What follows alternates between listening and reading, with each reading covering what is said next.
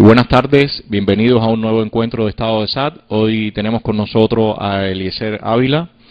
Yo creo que una de las personas que menos introducción necesita acá en Cuba es él, ¿no? Todos recordaremos que hace unos años se dio un incidente en la UCI donde Eliezer le preguntó a Ricardo Alarcón sobre la posibilidad de viajar, sobre la libertad de tener algunos negocios, todos estos temas. Y bueno, causó mucha polémica las respuestas que dio Ricardo Alarcón. La mayoría de las personas quedaron con un mal sabor al ver que la persona que dirige la Asamblea Nacional no dio una respuesta realmente efectiva, clara a las preguntas que le hacía Eliezer. Bueno, hoy vamos a conversar con Eliezer sobre este incidente, cómo ha ido transcurriendo su vida, sus experiencias, sus impresiones de este tiempo. Y bueno, para eso está acá con nosotros. Gracias, Eliezer, por estar hoy con nosotros acá en Estado de SAT. No, gracias a ti. Realmente es muy útil que surjan espacios como este. Me puse muy contento cuando tuve acceso a algunos trabajos de lo que ya ustedes habían hecho. Y cuando uno está viviendo en un municipio como Puerto Padre, bastante aislado, por decirlo de alguna manera, de este flujo enorme de información que en La Habana, pese a todo, siempre fluye, pues cuando uno viene acá y ve todo lo que está pasando y el protagonismo que están teniendo algunos jóvenes que bueno, se dedican a arriesgar un poco y profundizar en este debate social, pues uno se queda simplemente admirado de lo que pasa, ¿no? Y entonces pues estoy muy contento de estar aquí. Bueno, para nosotros también es un placer tenerte porque en ese momento tú abriste un debate bastante intenso, la gente empezó a conversar sobre estas preguntas y bueno, fue una lástima que realmente no se pudiera hacer, digamos, esas preguntas que tú le hiciste en aquel momento a Alarcón, no se pudiera hacer después una mesa redonda donde tú y otros jóvenes pudieran haber discutido con él y con otros funcionarios esos cuestionamientos, esas dudas que tenían. Bueno, Eliezer, para empezar, coméntanos un poco cómo fue tu vida después de este hecho que ocurrió en la UCI, tus impresiones. Cuéntanos un poco sobre eso. Bueno, todo este tiempo ha estado marcado por dos aspectos fundamentales. En un extremo está la actitud que pudiéramos decir popular, que tiene que ver con el respaldo no solo de la mayoría de los estudiantes y de la población universitaria en aquel momento, sino también con el apoyo de la gente en la calle.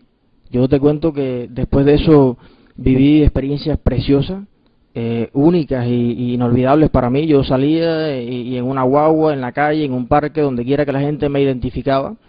Yo salía a hacer una gestión de 10 minutos a La Habana y me pasaba un día y a veces no llegaba ese día y llegaba al otro porque la gente me invitaba a comer a su casa, a sentarnos a conversar, a compartir. Pareciera realmente que había hecho una especie de acto heroico, no sé, realmente no lo hice con ese objetivo ni nunca me lo creí así, ¿no? Pero me asombraba el nivel de apoyo, de reacción, e incluso personas que no se ocultaban para manifestarme en plena calle.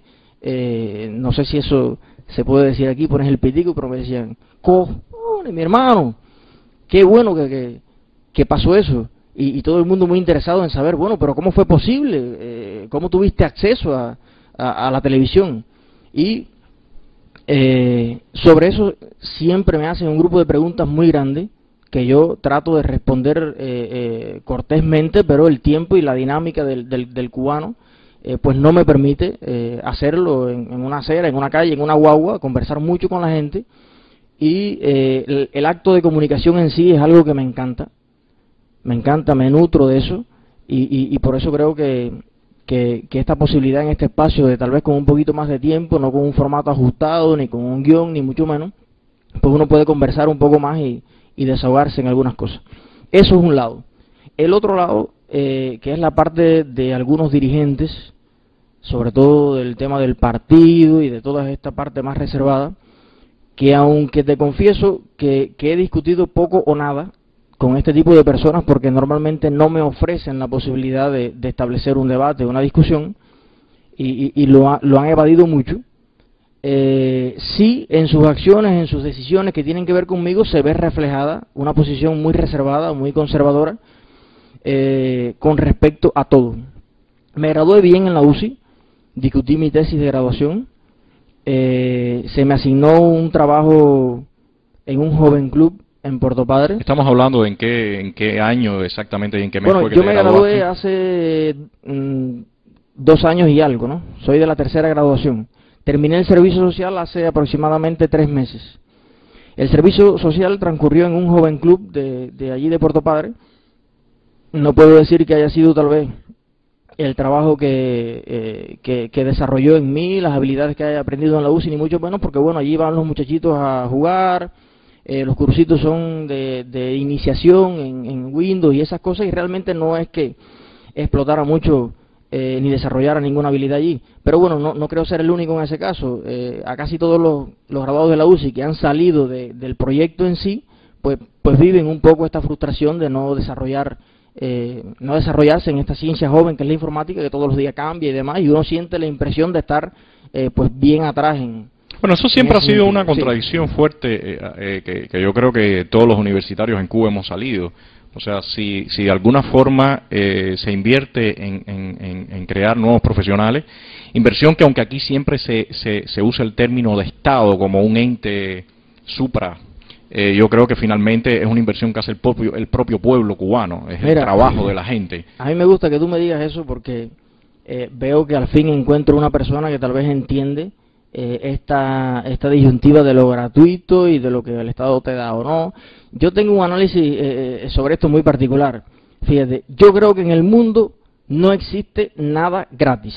Eso en primer lugar. Las personas lo pagan todo. La cuestión está en cómo lo pagan.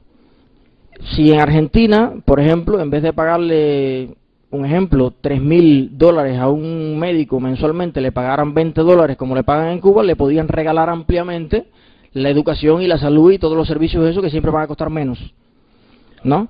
Lo que pasa es que aquí cuando se dice, bueno, le construimos una escuela, le construimos un hospital, esto, aquello, digo, bueno, ¿quién es el millonario que nos está donando toda esa cantidad de dinero para regalárselo a la gente, no?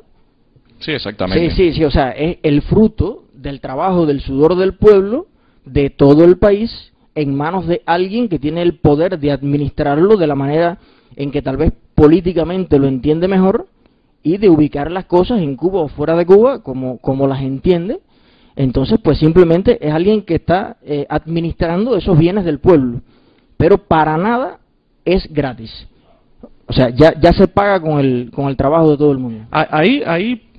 Lo que te venía comentando es que realmente resulta frustrante cuando todo un pueblo pone su esfuerzo y los estudiantes también ponen su esfuerzo porque evidentemente para graduarse de este tipo de carreras de informática, de ciencias, hay muchas carreras que se requiere realmente un esfuerzo para graduarse.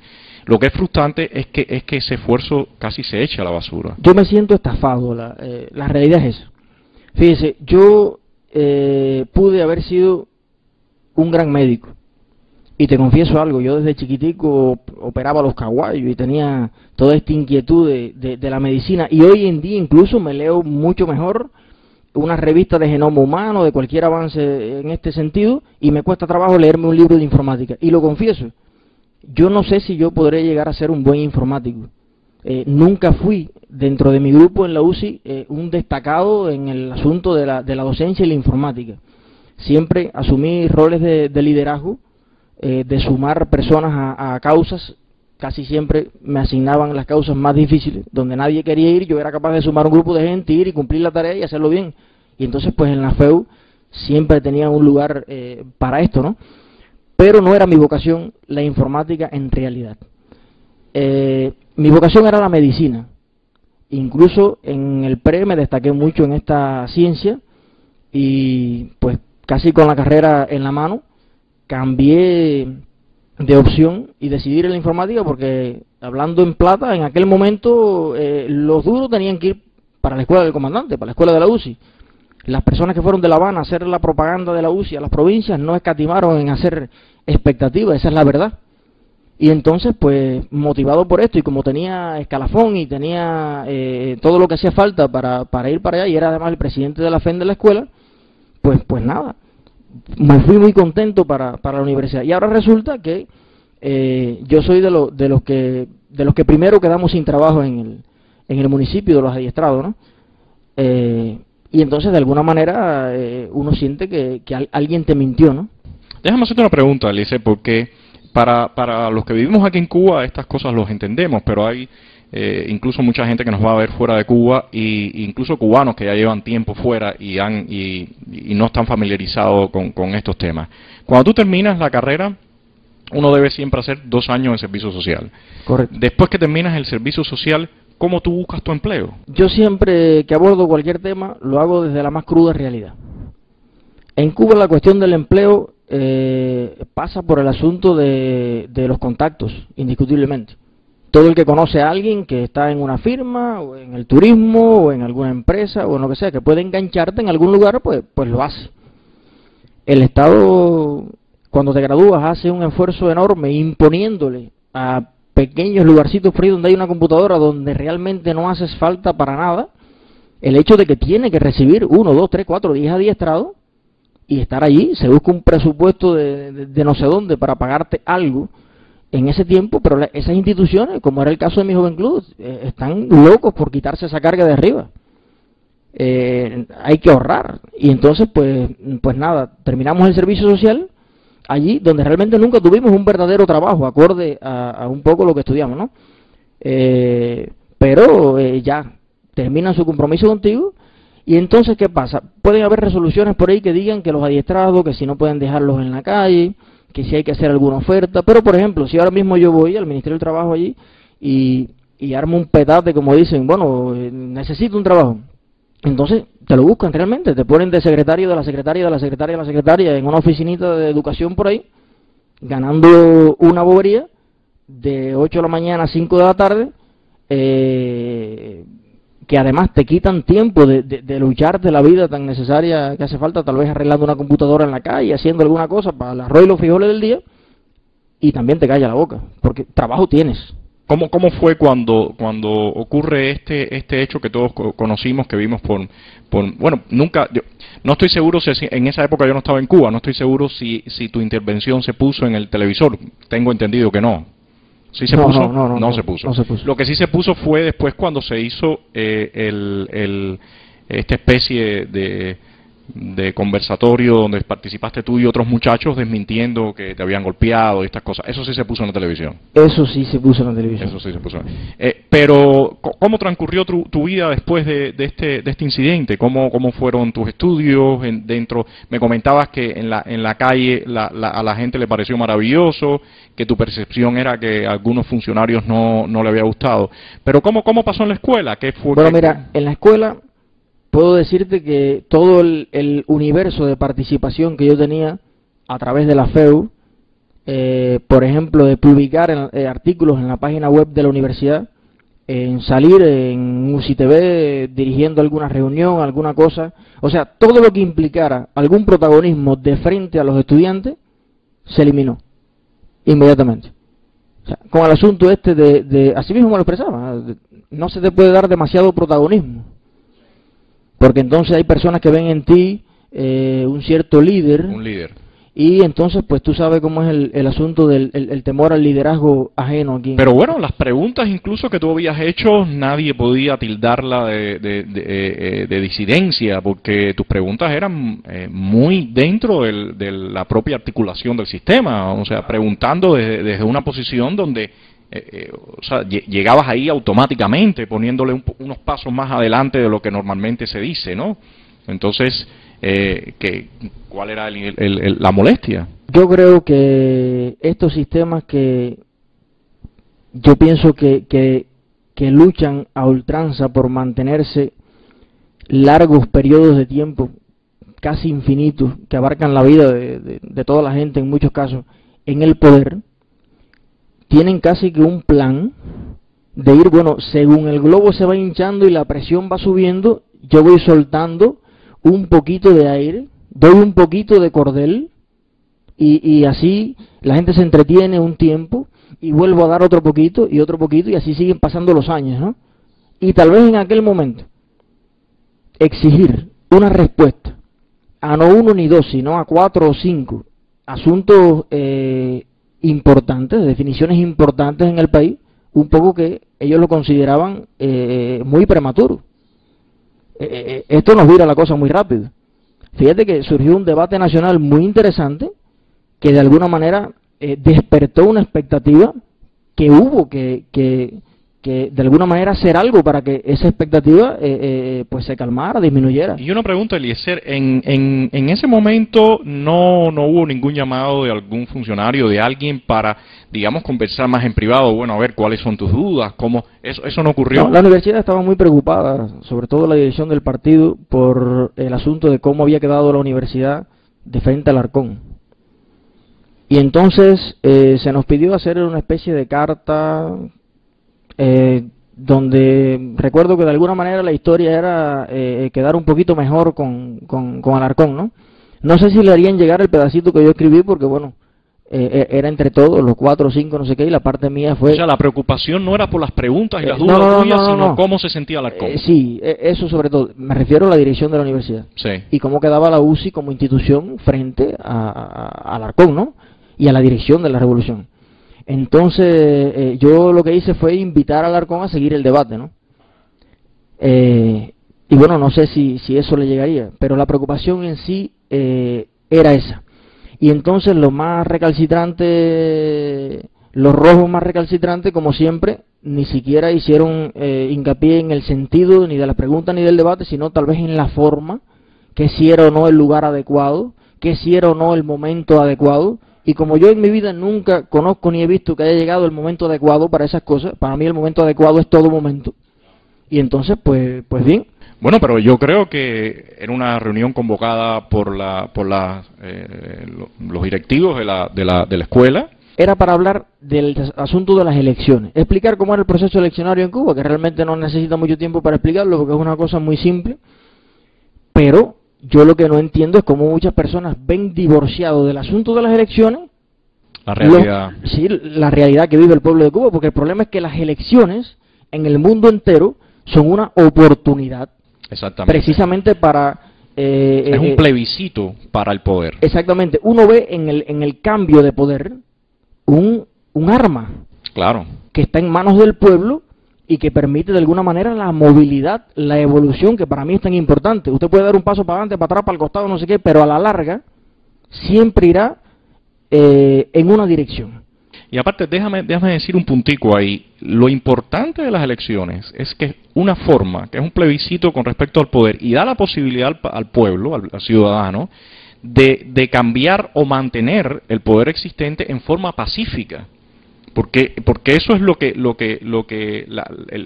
la ventaja que brinda una democracia.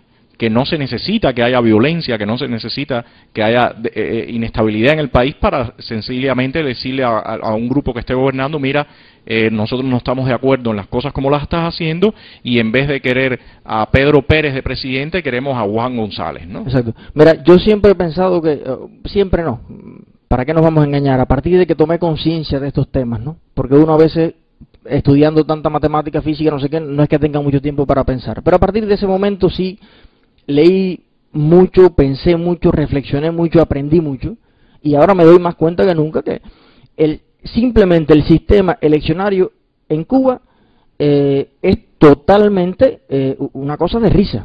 Fíjese, un ciudadano ni siquiera elige a su gobierno del municipio, ni siquiera.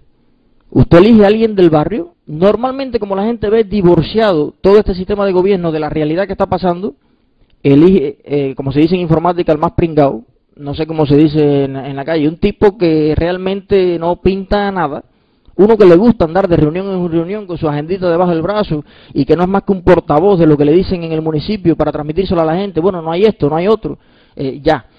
Elige a ese señor que va al municipio y que ya existe toda una política de cuadro, que odio le tengo esa palabra, una política de cuadro donde unos factores, que odio le tengo esa otra palabra, los factores, que son los que al final deciden, promueven quién debe ser, o quién se debe mantener, o quién debe cambiar en ese gobierno municipal, que al final eso también sucede a nivel provincial, y que después hay una asamblea nacional, que entonces en el seno de esa asamblea nacional, porque usted tal vez no puede atender bien a 11 millones de personas, pero a 600, 800 los puede atender un poquito mejor. Y entonces pues es ese pequeño grupo quien tiene el privilegio de, en nombre de todo el pueblo, que yo no sé realmente quién le dijo que representa realmente lo que yo veo en el pueblo, porque los temas que discute el pueblo allí no se discuten, pero bueno, son esos los que eligen después al presidente. Fíjate que estamos como a 7 pasos electorales del presidente, que llega a ser inmune al criterio del pueblo. Entonces, para mí ese sistema, en primer lugar, no tiene ningún sentido. Y aunque ahora me dicen que está escrito por ahí en los lineamientos de hacer algunas elecciones en no sé qué año, una cosa, si usted hace unas elecciones donde en primer lugar hay un solo candidato, hay un solo partido, porque fíjate que esto hace falta mucho tiempo para explicarlo teóricamente, pero tampoco tiene sentido asumir que en un país solamente existen partidarios de una tendencia política, porque además yo creo que eso se le debería enseñar a los niños en preescolar. Apenas que toman conciencia en esta asignatura cívica, había que enseñarles que el comunismo o el socialismo o los comunistas no son más que una tendencia de las millones que existen en el mundo, que no tiene por qué tener ni más ni menos razón que otra de las tendencias políticas que existen, y además asumiendo que son muy minoría. Creo que es absurdo y descabellado pensar que es la razón absoluta del mundo y que está claro que todo lo demás no sirve. Entonces, yo pienso que en un país deben haber... ¿Qué es lo que es un partido? Si nos ponemos a ver, son un grupo de personas que tienen, digamos, intereses políticos medianamente comunes, que se definen como naturalistas, conservadores o verdes o defensores de las ballenas o lo que quieran, pero que son de alguna manera una porción del pueblo y debe estar representado. Y a mi juicio, si en Cuba hay, suponer, 1 millón de comunistas, en la Asamblea Nacional es lógico que haya, ¿qué por ciento representa 1 millón de 11 millones? ¿El 9%? Bueno, el 9% de los diputados que sean comunistas. Ah, pero si hay otro millón que, suponer... Socialdemócrata. Bueno, entonces en proporción a las personas de esa tendencia política, pues allí tiene que haber diputados. Mira, yo veía hace poco un programa de España, donde los debates que ocurren en la Asamblea no salen como una notica en ninguna parte, sino que se ve allí de frente la gente parándose y dice: señor presidente, yo creo esto, yo creo aquello, yo creo que su política no es acertada, yo creo... Eso es creíble, ¿no? No, y se dan los debates entre los diferentes candidatos. Claro, también. Y hasta que no hable el último representante. Fíjate, si hay 4 gatos en el país que tienen un diputado, hay que escuchar a ese diputado. Pero en esos países, esas personas tienen personalidad política. Y es un fenómeno interesantísimo. Cada persona tiene una personalidad política, es capaz de opinar desde su propio criterio, por supuesto, un poco acorde con la tendencia de su partido, lo que sea, pero incluso un ministro se ve a veces con Putin y Medvedev. O sea, uno opina una cosa respecto a un tema y el otro opina lo contrario. Y están en el mismo gobierno, pero uno es uno y el otro es el otro. O sea, la parte que no tiene sentido es que 600 diputados y no sé cuánto del Comité Central y toda esa gente sean el reflejo exacto del pensamiento de una sola persona. Porque además, viéndolo con un juicio racional, normal, fíjese, sin plebiscito político alguno, gobernar sin oposición es un problema. Es un problema.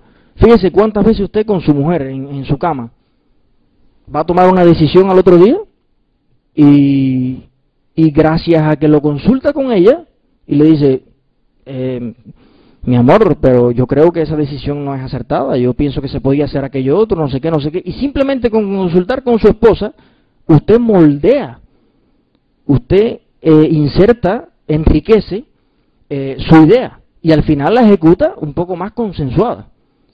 Imagínese usted un gobierno que toma decisiones con implicaciones tremendas para la vida de un país completo. ¿Cómo es posible que simplemente piense y ejecute, y la imprudencia pulula? Y entonces por eso hay que estar ejecuta, rectifica de nuevo, vuelve para atrás, vamos a experimentar así, vamos a experimentar así. Es que las ideas no se maduran porque no se discuten. Y estoy hablando no ya de la influencia extranjera, ni de quién dice en Francia o en Estados Unidos o en no sé dónde que debe pasar en Cuba. No, estoy hablando de lo que sucede allí en el seno de la representación del pueblo, que es donde deben estar todas las tendencias políticas cubanas representadas, y es allí donde debe de tener calor ese debate. Y una pregunta, Eliezer, entonces en ese momento cuando se dieron todos estos debates, porque yo recuerdo que incluso no fuiste tú el único que hablaste, hubo otros compañeros tuyos que hablaron también, esa discusión terminó ahí, sencillamente se trató de aplacar todo el polvo que se había levantado y así, o sea, concluyó así, en ningún momento se trató de extender más de estos debates, de dar alguna respuesta, eso se trató de aplacar y punto. Lo único que trascendió fue un poco organizar un sistema de respuesta de la universidad ante la campaña difamadora, mediática, así como le llaman este asunto que se daba en el exterior, que sí, que algunos reproducían el texto completo, otros algunos fragmentos, otros no sé qué, pero bueno, en realidad estaban haciendo eco de una cosa que sucedió, ¿no? Pero bueno, se basó más en la estrategia en esa respuesta de la universidad más pura, ideológicamente, que no en sí en profundizar en el debate concreto de lo que allí se planteó. Y ningún funcionario fuera de la escuela los llamó para hablar nada.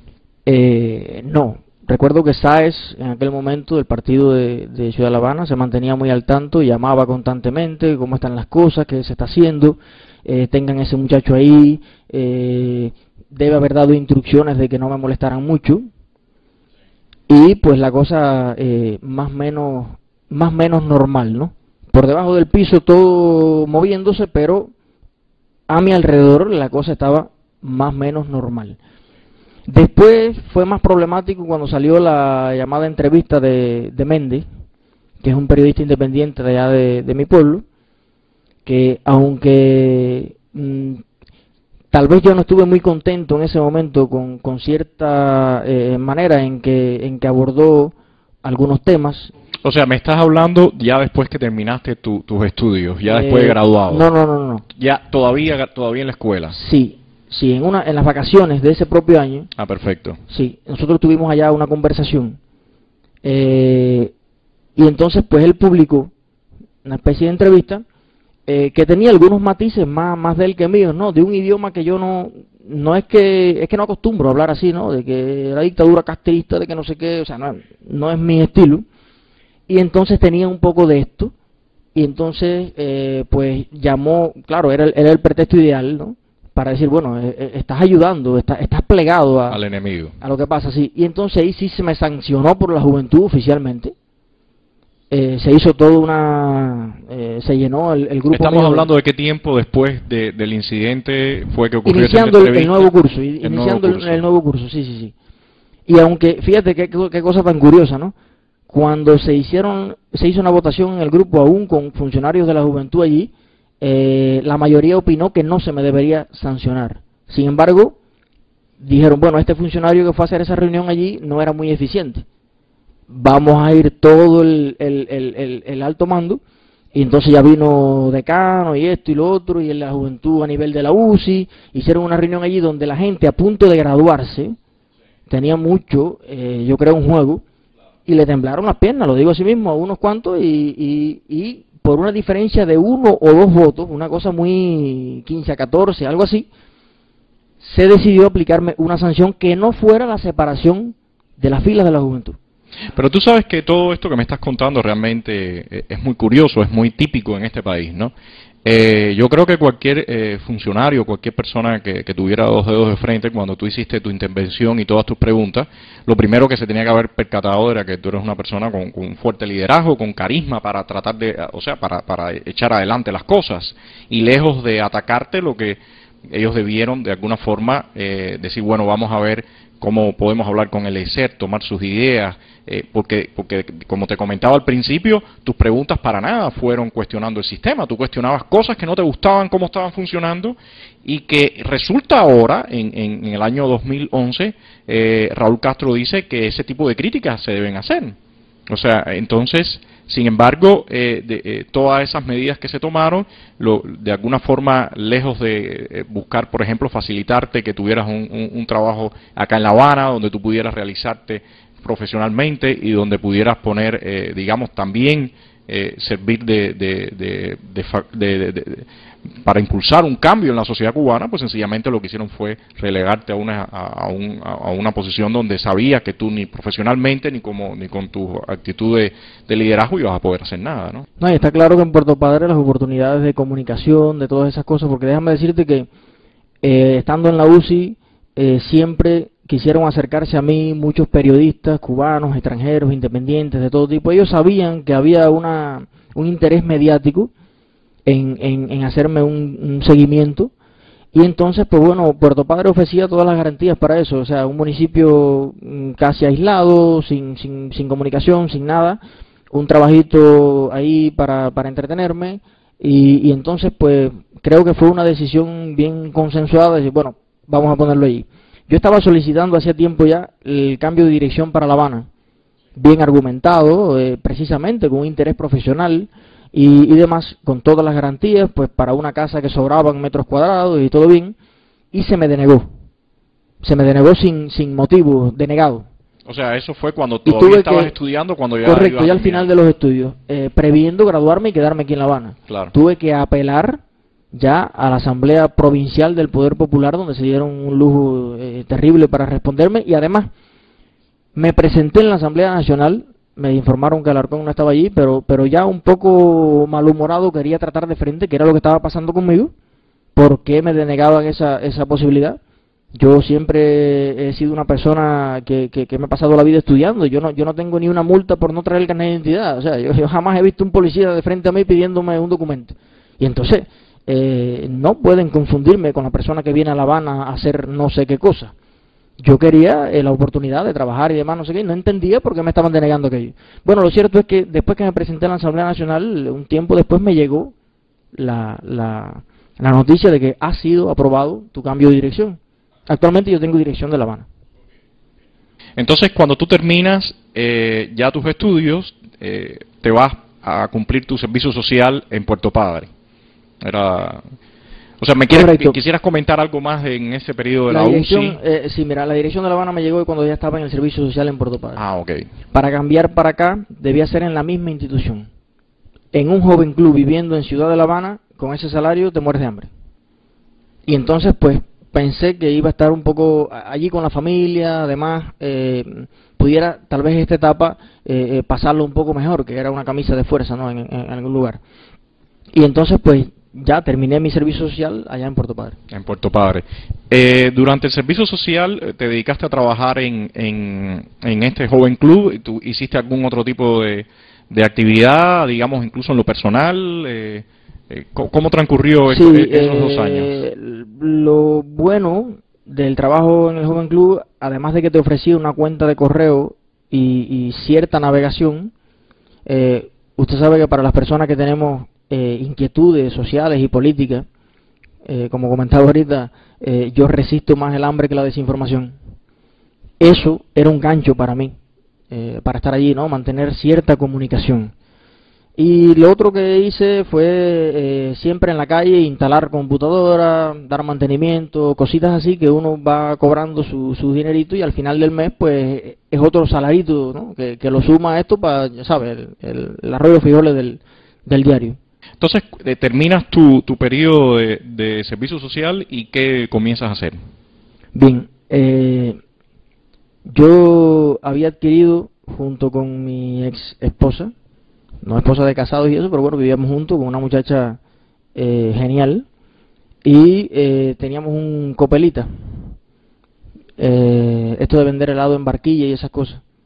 Y dije, bueno, como tenemos ese negocito, tendré que dedicarme yo mismo a operarlo y esa cosa. Sacamos los documentos necesarios a nombre de ella, porque como yo tenía dirección de La Habana, no podía registrarme en el libro de la ONAP en Puerto Padre. Tenía que venir a hacer un viaje a La Habana sin dinero de ningún tipo, invertir en eso, en venir a dar una firma aquí donde es mi lugar de residencia, para entonces ejercer una licencia que supuestamente es nacional allá en Puerto Padre. Bueno, eso es otra historia. Y allí más o menos yo administré aquello algunos días, ¿no? Pero resulta que con todo este surgimiento de millones de negocios en el país, tanta gente en la calle sin trabajo, los mismos salarios para los demás, que ahora si le duraba antes 5 días, ahora le dura 2, no hay dinero en la calle. La gente quiere tomarse un helado, pero no puede comprarlo. Y entonces, pues las ventas de todos esos negocios fueron al piso hasta el punto de hacerse un fenómeno para perder. Y entonces, pues decidimos terminar eso. Ahora estamos vendiendo el equipo y esa cosa. Bueno, aquí hemos hablado también en otros programas sobre la cuestión de los impuestos. Los impuestos son excesivamente abusivos, ¿no? Están, pareciera, diseñados igual que los precios de estos artículos para los campesinos y esas cosas. O sea, todo ese diseño de precios, de artículos y de impuestos, pareciera hecho por una persona que no vive en Cuba. Una persona tal vez que no ha salido detrás de un buró del ministerio aquí en La Habana. Parece hecho por un extraterrestre, la verdad. Quien analiza todas esas cosas, bueno, o llora o se ríe, o yo no sé, porque realmente no responden a los intereses reales de la gente, que supuestamente estamos luchando porque la gente eleve su calidad de vida, porque más o menos tenga algún resultado de su trabajo. Bueno, pues para nada. Todo está diseñado para que la gente, a mi juicio, no tenga recursos económicos. No sé realmente cuál es el miedo de que la gente tenga recursos económicos, porque en Cuba sabemos que, por ejemplo, los artistas, no sé quién, que tienen acceso a otro nivel de la economía, bueno, lo primero que hacen es arreglar su casita, ponerla bonita, tal vez tener un carrito en que moverse, ayudar a la familia, o sea, millones de cosas antes de conspirar, ¿no? Yo lo que veo a un cubano cuando se le va el hermano, el padre, alguien para afuera, y empieza a mandarle dinero, no sé qué, pues trata de más o menos tener lo básico para vivir dignamente, y más o menos así, ¿no? Y entonces no entiendo, porque además si la gente tiene dinero, mejor. Fíjate, cuando pasa un huracán, todo el que pudo construir su casa bien hecha y demás, un techo menos que hay que dar. Bueno, también es una noticia menos en televisión de que se le dio un techo, y que la revolución le dio un techo, porque hay que contar con eso. Esto, cada vez que pasa un ciclón se lleva todos los techos de basura, esto que hay. Se le vuelven a dar techos de basura, que cuesta la producción por ahí, no sé, un techo completo de una casa, pone que cueste 7, 8 pesos cubanos, hechos de materia prima de esto. Sin embargo, es todo un acto aquello, ¿no? Te entregamos un techo, no te abandonamos, aquello es terrible, no sé qué, pero está claro que el próximo ciclón se lo va a llevar. Ok, una pregunta, Eliezer, porque quisiera después, cuando terminemos con esta parte primera de la entrevista, hablar más sobre estos temas. Bueno, ya entrega, ustedes decidieron detener su negocio de venta de helados. En este momento estás desempleado. En este momento, dicho en idioma universal, estoy en el paro. Con la diferencia que no lo cobro. Ok. Entonces, bueno, quisiera preguntar, desde el momento, bueno, cuando empezaste a estudiar, todo este incidente que pasa con Alarcón, terminas tus estudios, te vas a trabajar a Joven Club y después pasas al cuentapropismo. De toda esta trayectoria, ¿cuáles son tus experiencias principales?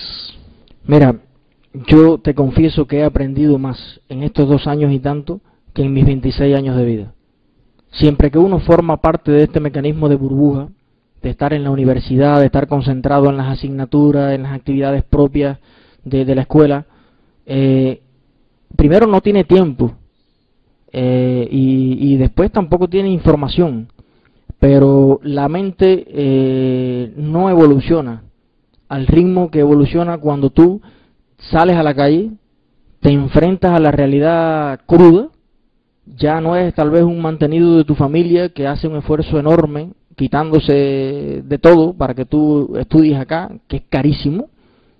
Estudiar en la UCI para nosotros los orientales suele ser carísimo, porque la gastronomía allí está diseñada de una manera que cuesta. Es el mismo pan con perro a 10 pesos y es esta historia que nunca es suficiente lo que se produce para comer. Si sales a La Habana, imagínate. Entonces la mayoría de nosotros estamos allí teniendo la misma rutina y realidad diaria, y no había tenido la oportunidad que he tenido en estos 2 años de evolucionar muy rápido, madurar muy rápido en millones de ideas y de conceptos que yo mismo proclamé en algún momento y que veo en la práctica que no funciona. O sea, ahora es que yo de alguna manera confieso que tengo los pies puestos sobre la tierra. Esa es mi principal experiencia. Tú sabes que a mí me ha llamado en los últimos tiempos mucho la atención cuando estoy en la calle, veo a muchos muchachos jóvenes, bueno, más jóvenes, incluso que tú, que ahora están muchos de ellos estudiando en escuelas del Minin y en escuelas de la FARC. Y veo muchos de ellos también en los carros, moviéndose en las motos. Y mi pregunta siempre ha sido, incluso le he preguntado, le he dado botellas a alguno de ellos, y le he preguntado, bueno, ¿cuáles son tus expectativas? Porque evidentemente en ningún país normal 1% de la población tan grande puede estar perteneciendo a los órganos que son de orden, porque se supone que el ejército, para el tamaño que tenemos, para el tamaño que tiene Cuba, debería ser mucho más chiquito, y no debería haber, ya que el gobierno habla de plantillas infladas, no debería haber esas grandísimas plantillas infladas de personas que trabajan en seguridad del Estado, siguiéndole la pista a cualquier individuo que hace lo más mínimo. En estos días, por ejemplo, un caso que ha sido muy emblemático es el del Sexto, que, bueno, en las grafitis en el mundo entero hay muchísimos grafiteros, y sin embargo, las otras noches llega aquí a las 3 de la mañana, aquí a la puerta de mi casa, y traía 2 carros detrás. O sea, ¿cómo ves tú esta situación? Porque tú recién te gradúas, en 2 años ya puedes ver toda esta realidad.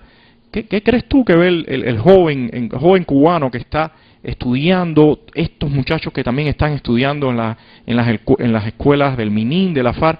Porque al final están heredando un problema a toda la sociedad cubana. Sí, mira, yo pienso que en esencia es una inteligencia desperdiciada. O sea, el país no avanza más rápido porque su sistema de inteligencia, de fuerza, de juventud, de empuje está totalmente mal empleado o subempleado o no se emplea en nada. El capital humano que sea. Exactamente. Fíjese, las escuelas militares suelen ir a los más inteligentes, más sanos, más fuertes, mental, físicamente, y entonces recoge a lo mejorcito de la sociedad y los pone en unos camelitos ahí a aprender que cómo tira el tanque, que cómo hace no sé qué, pero aquí lo que hay es que sembrar papa, hay que criar chivo, hay que criar vaca. Y entonces es obvio que la cantidad de recursos que hay que... Fíjese, Cuba es el país de no hacer estudios, ¿no?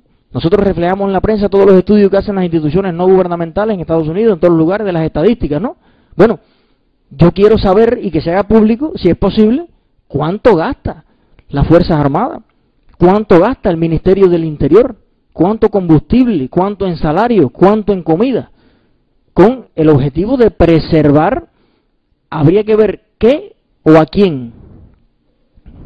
Fíjese, porque el que firma todos esos presupuestos obviamente está muy interesado en preservarse a sí mismo, está claro. Y yo considero que es obvio que un país debe tener sus mecanismos para defender de alguna manera las amenazas del terrorismo, no sé qué, pero con el mínimo de personas, aplicando la tecnología, aplicando un grupo de cosas, pero no puede ser que usted pretenda poner un individuo detrás de cada cubano.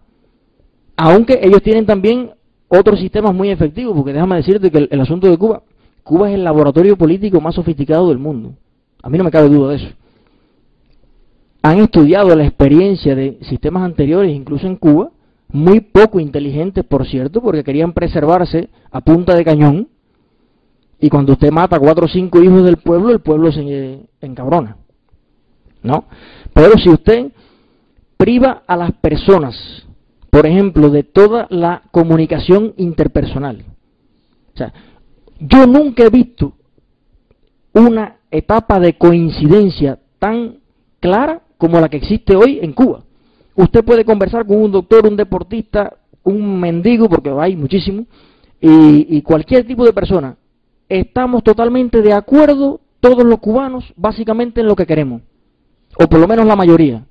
Incluso personas que te lo manifiestan fuera de su cargo oficial, que están ocupando responsabilidades y demás, pero que sentado en su casa en el portal te hablan muy claro. Sin embargo, todo el mundo se pregunta, bueno, ¿y por qué no pasa nada? Además, teniendo posiblemente más razones para indignarnos que el más indignado que haya en el mundo. Mi papá me dice, en el mundo están indignados y nosotros debiéramos estar Mira, tú sabes que eso que me estás diciendo... Y entonces, permíteme terminar la idea. Si las personas no se comunican, pues, a fin de cuentas, coincidir ideológicamente es por gusto. ¿Por qué? De alguna manera uno debe organizarse, bueno, ¿qué es lo que queremos? ¿Quiénes quieren esto? ¿Quiénes quieren lo otro? ¿Quiénes quieren tal cosa? ¿Cuáles son las alternativas? Pero dicen, bueno, pusimos todos los medios a disposición del pueblo. No, le quitaron los medios al pueblo. porque Eduardo Chivá, el propio Fidel Castro, habría que ver cuántos artículos publicaron en los periódicos de la dictadura de Batista. Exacto. ¿No? Y el Diablo Cojuelo y bueno, todos esos títulos que los historiadores conocen mejor que yo, pero publicaban y salían en programas de esto y del otro. Bueno, yo quiero saber ahora, en esta democracia, a qué institución de radio, de televisión, de lo que fuera. Bueno, mira lo que están inventando ustedes para poder uno más o menos socializar la información. Entonces, estamos totalmente aislados de los medios de comunicación. Y que me disculpen, pero hoy en día sin medios de comunicación, ¿por qué se mueven los movimientos estos del mundo de indignado y demás? Usando las redes sociales, que es un invento maravilloso, es un instrumento de liberación, como decía un experto del Internet, que me leí una entrevista de él hace poco, que decía, los gobiernos temen del Internet, y está claro. Y en un país como este, donde el asunto no es regular el Internet, ni controlar el Internet, el asunto de este país es que el Internet no llegue a Cuba, porque no ha llegado. El fenómeno cubano es diferente, el Internet no ha llegado al pueblo cubano. Y entonces pues se dilata esto, lo otro, el cable viene no sé qué año, el asunto no sé qué. Y lo más jodido es que yo me doy cuenta de que el trasfondo de toda esa situación no es más que político. Y está súper claro. ¿Qué es lo que es ETEXA? La que provee comunicaciones a Cuba. Bueno, ¿y qué es lo que es ETEXA? Que alguien me explique lo que es un monopolio. Y que me explique por qué ETEXA no es un monopolio. Luchamos una pila de años contra los monopolios, pero hoy en día las empresas cubanas centralizadas son grandes monopolios.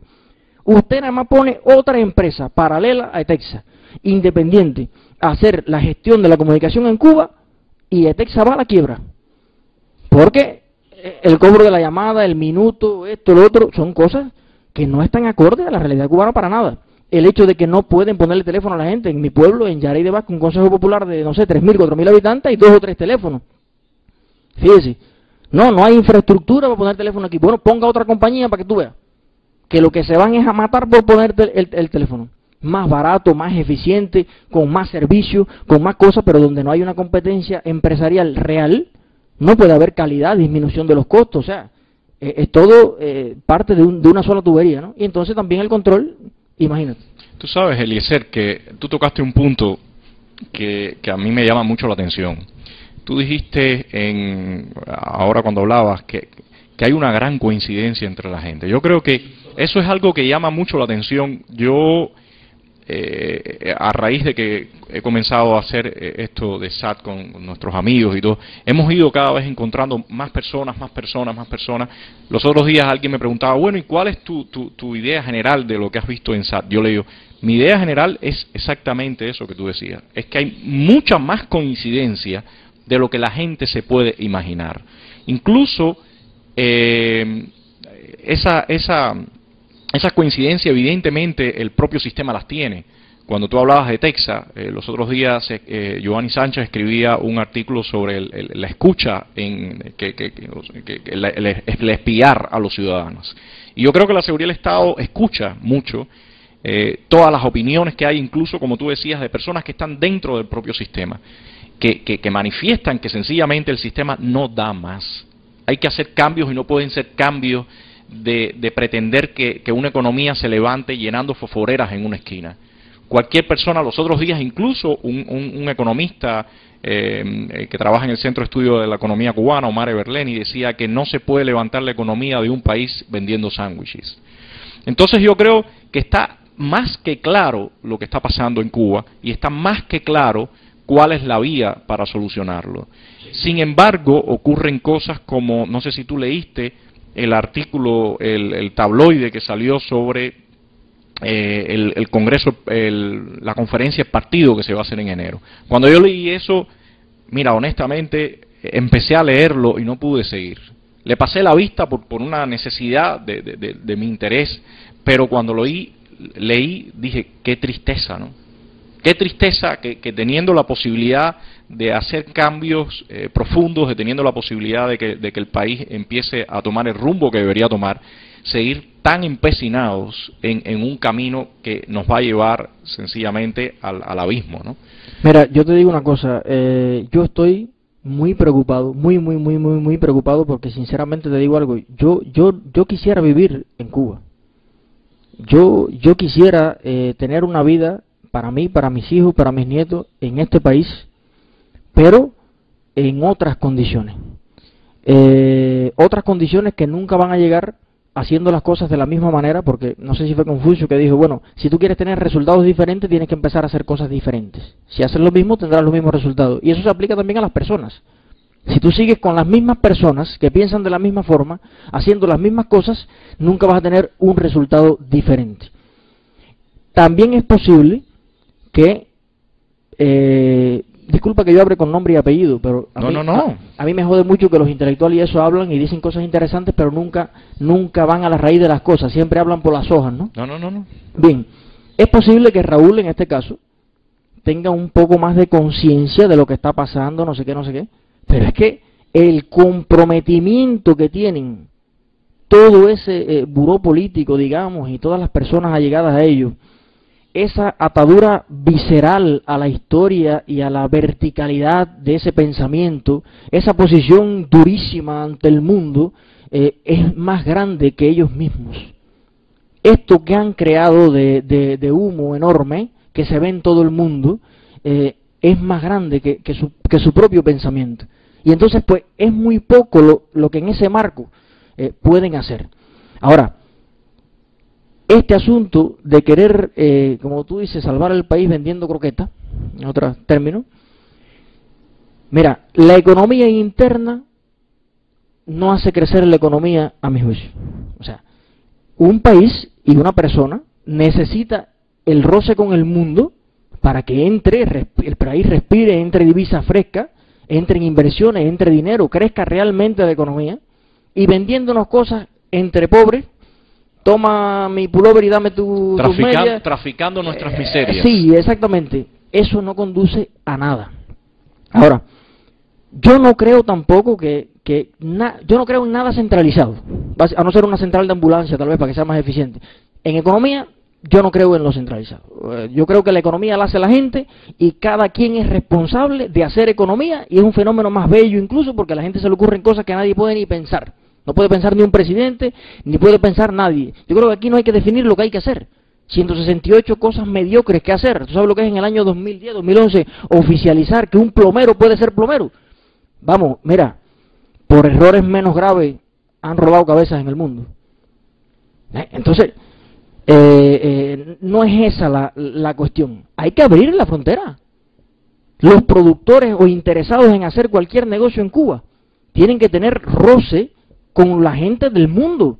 Yo, digamos, produzco helado y yo tengo que ir a ver cómo se hace el helado en Brasil, cómo se hace el helado en Alemania, dónde están las tecnologías más baratas y más eficientes para hacerlo, dónde venden leche. Y entonces la mentalidad estúpida de algunas personas también me molesta cantidad, porque tú le dices algo de esto y te dicen, sí, pero si tú autorizas a todo el mundo a hacer de todo, se van a robar la leche. Coño, pero autorízales el puerto para que vayan en un barco a Brasil y traigan un barco de leche. Yo, Eliezer Ávila. Si cuando yo veo los sacos de arroz que venden aquí, dicen familia Arango no sé qué cosa, de Colombia. ¿Qué significa eso? Me está exportando el arroz un ciudadano colombiano que tiene un negocio familiar de producción de arroz. ¿Cuántos productores tenemos en Cuba de millones de cosas? Y que obviamente deben tener un compromiso con la demanda nacional y demás, pero la gente tiene que poder exportar e importar. Eso a mí, para hacer economía, no me cabe duda, y es un principio básico de la libertad económica de cualquier individuo en el mundo.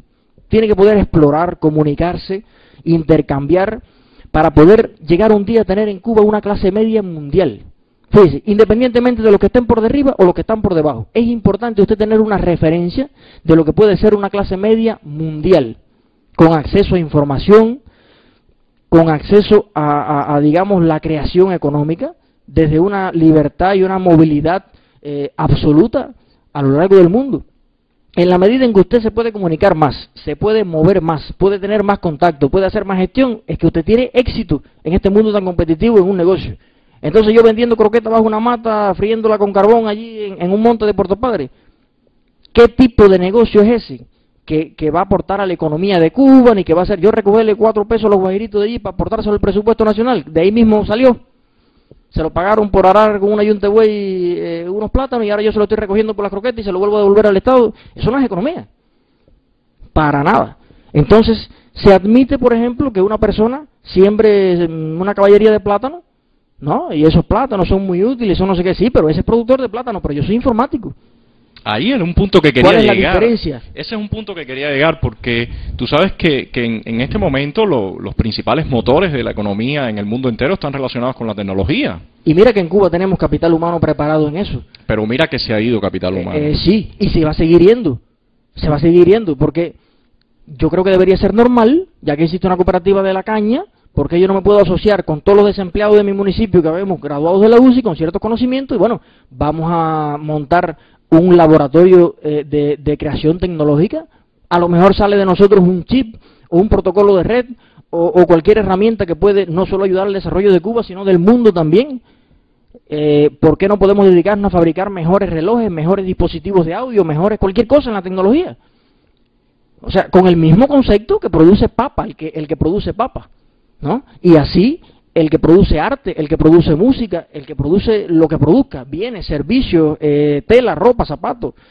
O sea, yo creo que eso es lo normal, pero hay que masificarlo. Porque un tipo, por ejemplo, que canta reggaetón, que tiene a veces 1000 veces menos cultura y preparación y ha invertido mucho menos tiempo de su vida en estudiar en una universidad del Estado, un grupo de cosas, de momento canta 2 o 3 canciones, algunas llenas de cosas que todo el mundo sabemos, y enseguida tiene 20 contratos en el mundo, anda por ahí de gira, para aquí, para allá, tú le ves el cuello lleno de cadenas, que no es que lo estoy criticando, ¿eh? Yo suelo respetar a todas las personas y no hay un problema con eso. Pero me refiero a un acceso, una posibilidad que tienen ellos, que no tiene más nadie. Yo creo que todos los ciudadanos tienen que tener derecho a desarrollar sus proyectos de vida, Por sus supuesto. proyectos de vida individuales. Pero yo creo, Eliezer, que lo principalmente que está pasando aquí es que hay pánico. Las personas que están en este momento ejerciendo el poder, que ya llevan 52 años ejerciendo el poder, que es el mismo grupo, en uno de los encuentros que hicimos anteriormente, yo leía una revista que se llama Tiempos Nuevos, que se editaba en la Unión Soviética en el periodo de la perestroika. Había un artículo sobre Cuba. Y en el artículo, uno de las secciones se llamaba "Se acabó el relajo". Y entonces, después, cuando desarrollaban, comentaban que era una frase que había dicho Raúl Castro en el año 91. Entonces estamos 20 años después y esas mismas frases y esas mismas cosas pudiera ser el periódico Gramma de la próxima semana o del próximo mes. O sea, definitivamente una de las cosas que tiene que pasar y una de las cosas que los ciudadanos tienen que entender es que tenemos el derecho de decir, si usted o su grupo o las personas que han estado ejerciendo el poder durante 52 años no han logrado la forma de que Cuba sea un país próspero, teniendo capital humano, teniendo recursos, teniendo puertos, porque por ejemplo, no hay grandes industrias en Cuba, pero hay puertos que pueden jugar un papel muy importante en el comercio, como siempre lo jugaron, teniendo la posibilidad de hacer aeropuertos importantes, teniendo la posibilidad de hacer muchas cosas. Si el país es un país que está sumido en la ruina, pues sencillamente usted debe apartarse y debe permitir que personas con una visión distinta, con proyectos, con capacidad, con nivel profesional, sean los que empiecen a tomar el mando de este país. Sí, mira, yo creo que ahí está el problema fundamental de este país. Fíjese que yo no vuelvo a discutir con nadie ningún asunto en particular. No me siento a conversar con nadie porque la guagua faltó, porque el pan tiene... Ya no acepto discutirme otra cosa que no sea la raíz del problema. Porque todo eso son extensiones de un problema central. Fíjese, el poder en Cuba no lo tiene ni siquiera el gobierno que no se elige. Porque cuando usted analiza quién tiene el poder realmente, ¿es el gobierno o es el partido? El partido es por designación. ¿Quién es el presidente del comité municipal, o sea, del consejo municipal? ¿Es el gobierno o es el partido?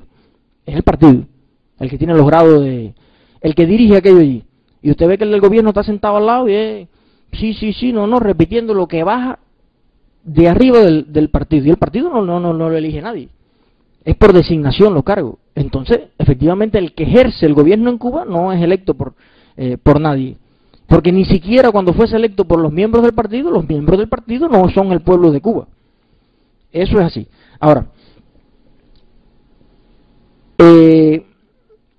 si tú analizas las condiciones que tenemos hoy, lo que existe hoy en todo el país, y haces un balance entre lo que se ha construido, y no solo me refiero estructuralmente, sino espiritualmente, culturalmente, lo que se ha construido, y haces un balance real de lo que se ha destruido, me gustaría participar en esa discusión, pero yo creo que se ha destruido mucho más de lo que se percibe. Se ha destruido no solamente las ciudades de este país, que están destruidas. Son ruinas. Sí, sí. Usted viaja desde Guantánamo hasta Pinar del Río y usted lo que ve es un país destruido. Destruido. Segundo, se ha destruido el espíritu empresarial del hombre. Se ha destruido completamente. La vocación empresarial del hombre se ha destruido al satanizar, que ahora ellos dicen, no podemos satanizar la palabra negocio como orientación, ¿no? Pero entonces, ¿quién carajo la satanizó? Explícame quién lo hizo, si no fuiste tú que ahora mismo lo estás diciendo que no.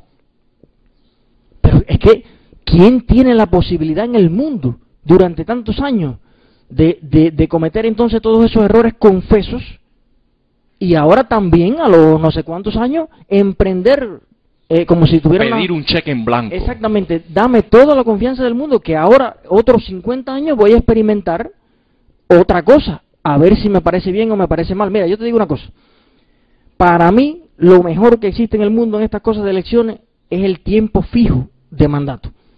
Yo estoy loco por ver en la dirección de nuestro sacrificado país, más que sacrificado, un guantanamero, un pinareño, un camagüeyano, de los tantos hombres honrados e inteligentes que tenemos en este país, dirigiendo nuestro país. Y cuando pase 4 años y el pueblo está observando, fiscalizando a través de una prensa que no existe en Cuba, porque en Cuba no existe la prensa, existen los portadores de la oficialidad, pero la prensa no existe, de manera oficial.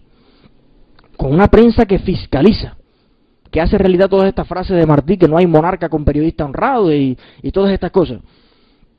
Bien, a los 4 años nosotros vemos que en el país no avanza, que se estanca, que queremos esto y no sucede, que lo demás, mira, pues se va y elegimos otro cubano y otro, y algún día tenemos que adivinar, ¿eh? Pero además ya el tipo sabe de antemano que tiene 4 años para hacer lo que va a hacer, no tiene la vida entera, porque si usted sabe que usted tiene la vida entera para hacer ciertas cosas, mira, vamos a tomárnoslo con calma. Pero mi vida también está pasando, la vida mía, la de mi hermano, la de mi familia, la de mi padre, y entonces al final puede ser que usted invierta mi vida en aprender usted cómo se construye el socialismo, el comunismo, que te digo la verdad, cuando triunfó la revolución, y esto no lo puede negar nadie, porque menos mal que está grabado, bien grabado en videos y demás, el propio Fidel dijo que esta no era una revolución socialista, y negó eso en más de una ocasión. Entonces después, bueno, ya todo el mundo sabe que coyunturalmente tuvimos que aguantarnos de ese clavo caliente, ¿no? Y entonces tomamos parte en uno de los dos bandos en que estaba dividido el mundo, tomamos parte, dijimos, bueno, no vamos a ser neutrales, somos de este bloque, y por tanto nos sumamos al destino de este bloque que nos adherimos, ¿no? Pero cabría analizar si realmente el pueblo de Cuba, como mismo ha expresado la oficialidad, que era casi todo analfabeto, sabía, en primer lugar, porque es que hoy todavía no lo sabe, qué es lo que era comunismo, qué es lo que es socialismo, qué es lo que es esas cosas. Entonces, la gente simplemente apoyó a Fidel. Que te digo una cosa, su actitud revolucionaria de aquellos tiempos no es más que admirable desde mi punto de vista. Si yo hubiese vivido en aquella época, yo hubiera pertenecido al ejército rebelde y hubiera disparado contra los tiranos. Lo hubiera hecho, sin ningún problema. Había que desprenderse de esa banda de ladrones que tenían el país entregado a las mafias de Mayer-Lankey y a toda esa gente. Había que hacer justicia con ellos. Estoy de acuerdo. Ahora, casi todo lo noble que hizo la revolución, lo hizo en los primeros años de la revolución. Ya después el asunto es recordar año tras año lo que se ha hecho, pero es que en la propia vida humana, y había que analizar psicológicamente cuál es la edad para hacer ciertas cosas, cómo funciona en la vida humana un ciclo en el que usted rinde, hace, participa, no sé qué, contribuye, y después su papel no es ese. A mí me encantaría yo realmente no tengo nada personalmente contra los líderes de la Revolución Cubana. Yo no soy de las personas que quisiera ver en Cuba lo que pasó en Libia. Lo que pasó en Libia, ojo, en términos de cómo sucedieron ciertas cosas, y por ejemplo que Gaddafi no fue juzgado, fue asesinado, y todos esos extremismos bárbaros no los quiero ver, para nada, me opongo a eso. Ahora, yo quisiera ver un gobierno instaurado en Cuba, elegido por el pueblo, y quisiera, no sé qué papel, tal vez Fidel, Raúl, no sé qué, pueden dedicarse a lo que están haciendo, por ejemplo Fidel, escribiendo, y sus seguidores leyéndolo, y así, ya en su retiro, todo el mundo ya conoce el papel que jugó en la historia y demás, pero no es el momento de que ellos sigan protagonizando la historia de Cuba eternamente. Tú sabes, Eliezer, que hay un punto en estas cosas que están ocurriendo, que yo creo que hay que señalarlo, y es evidentemente, estos dirigentes sí saben y están tratando de hacer un tipo de transición. Sin embargo, el tipo de transición que se está manejando, desde mi perspectiva, para nada es el tipo de transición más conveniente para nosotros. Cuando revisamos la historia de América Latina, donde te encuentras a monopolios que controlan tanto el poder político como el poder económico, y vemos al final cuál ha sido el resultado de ese tipo de manejo en los países. Vemos cosas, hace unos encuentros atrás hablábamos con el historiador Manuel Cuesta Morúa sobre ese punto. Podemos entender por qué se llega a situaciones de total ingobernabilidad, y podemos entender de dónde salen las mafias, de dónde sale el tráfico humano, de dónde salen los carteles de la droga, los altos niveles de corrupción. Evidentemente en Cuba ha existido un férreo control sobre la sociedad civil, y muchos puntos que podemos analizar. Sin embargo, mafias en la calle secuestrando personas no tenemos. No tenemos carteles de la droga moviéndose, aunque sí hay mucha droga en la calle, y eso es importante mencionarlo. Hay droga en la calle, hay grupos que manejan todas estas muchachas con la de prostitución también, pero bueno, lo que me refería es que no hay un crimen organizado establecido. Sin embargo, con una situación social tan deteriorada como la que tenemos, si tú insistes en un tipo de transición como el que se está haciendo, donde le vas a dar todo el poder a ciertos grupos y donde lo que vas a exigir son lealtades y vas a premiar esas lealtades por encima de un actuar sincero, honrado, franco, si ese es el tipo de transformaciones que tú estás planteando, evidentemente sabemos cuál va a ser el final. Y yo creo que hay que ser muy responsable, por usar un adjetivo bastante suave, para después de estar 52 años, después ver un resultado que nadie puede convencernos de que es un resultado positivo, cuando uno sale y, como tú decías, vemos lo que ha pasado en todo el país. Después de todo eso, todavía insistir en dejar a amigos, en dejar a familiares a cargo del país para que empiecen a echar adelante un proyecto que está funcionando bajo estas lealtades y este clientelismo. Yo creo que definitivamente eso, diciéndolo en buen cubano, es no tener gandinga. No, yo creo que hay un momento en donde las personas tienen que decir, bueno, ¿qué vamos a hacer? ¿Qué vamos a hacer? Vamos a tratar de establecer algún tipo de diálogo dentro de la sociedad, y vamos a tratar de hacer un cambio que represente un futuro para los cubanos, ¿no? Por supuesto, mira, yo estoy temeroso realmente de ese futuro. En primer lugar, porque nada hace pensar que en Cuba no exista, dadas ciertas condiciones, una guerra. Fíjate, yo temo mucho de eso. En primer lugar, porque ahorita hablábamos del exceso de personas. Yo creo que Cuba tiene ejércitos más grandes que países que Cuba cabe 1000 veces dentro de ellos. Pero las armas que dicen que se las dieron al pueblo, realmente se las quitaron al pueblo, y las tienen las Fuerzas Armadas y todas sus instituciones. Bien, estas Fuerzas Armadas, al contrario de cualquier país medianamente decente por ahí, no juran lealtad ni a la Constitución, ni a las leyes, ni a nada, digamos, con un carácter democrático y de estabilidad. No, no, no, no. Ellos, su lealtad está dada a personas, a él y al otro, no, o sea, a Fidel y a Raúl.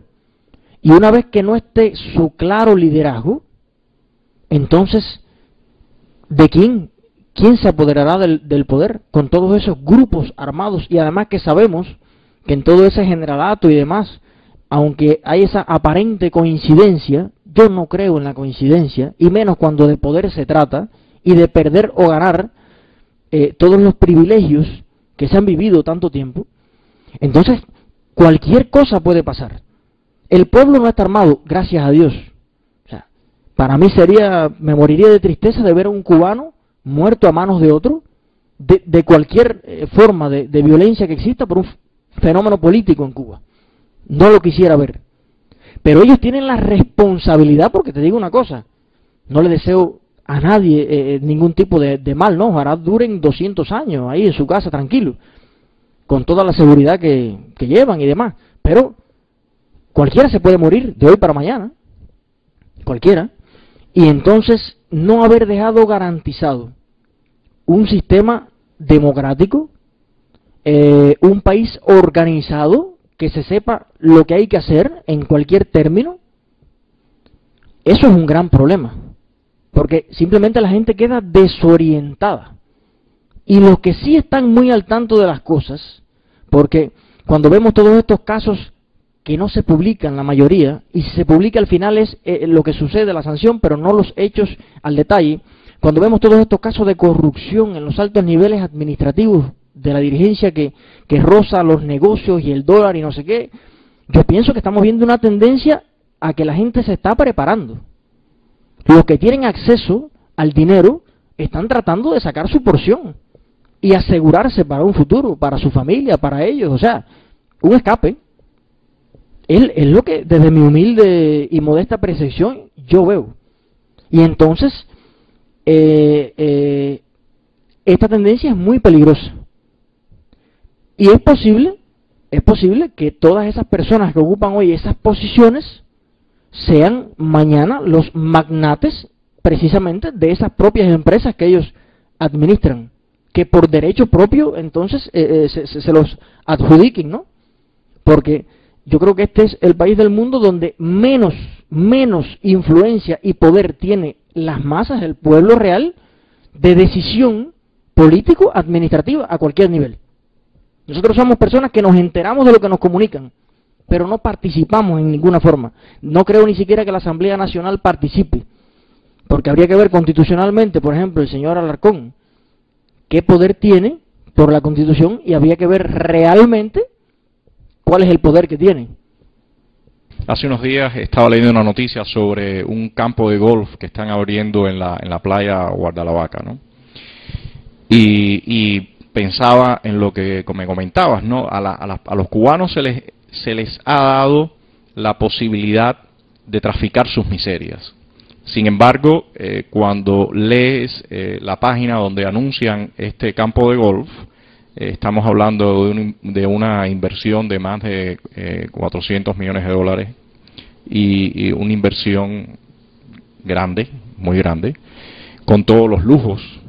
Sin embargo, lo que se le está ofertando al cubano es patético. Realmente creo que es muy importante que todas estas cosas que estamos hablando empiecen a ser parte del debate de los ciudadanos cubanos, de los individuos, de todos aquellos que les interese vivir en Cuba en el futuro, ofertarle un futuro a sus familias y tener una vejez al menos tranquila.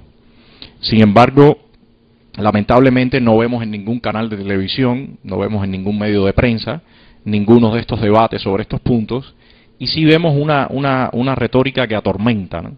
Una retórica que atormenta, hablando supuestamente de los grandes éxitos en el noticiero, o de problemitas, como tú decías ahorita, porque el pan no se produce bien, o sea, esa sección que ha salido... Unos plátanos, unos tomates. Exacto. Que se fueron en una cooperativa y no lo recogieron. Eso es lo más osado que el periodismo hace, porque es un periodismo en Cuba el periodismo político oficial no existe. O sea, no hay periodistas que se dediquen al tema político, que yo creo que en el mundo es lo más candente, ¿no? Que no, eso, nunca tú ves ninguna noticia en un periódico de que, de que se echaron a meter unos tomates. Y cuando ves un análisis, casi nunca es personal, ¿no? Es lo que te decía antes, la gente no tiene personalidad política.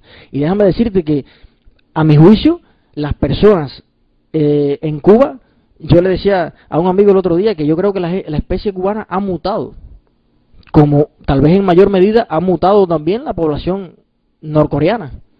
Porque si estamos claros científicamente de que el cerebro evoluciona en la medida de la información que procesa, en la medida en que se universaliza el pensamiento y una serie de cosas, si usted coge un niño desde chiquitico y le transmite por un tubo esa doctrina pensada, esa información exacta, como alguien quiere que sea transmitida, ese hombre cuando cumple 20 años es un hombre, además de ajeno al mundo, una persona cuyo cerebro está fabricado. O sea, es un autómata.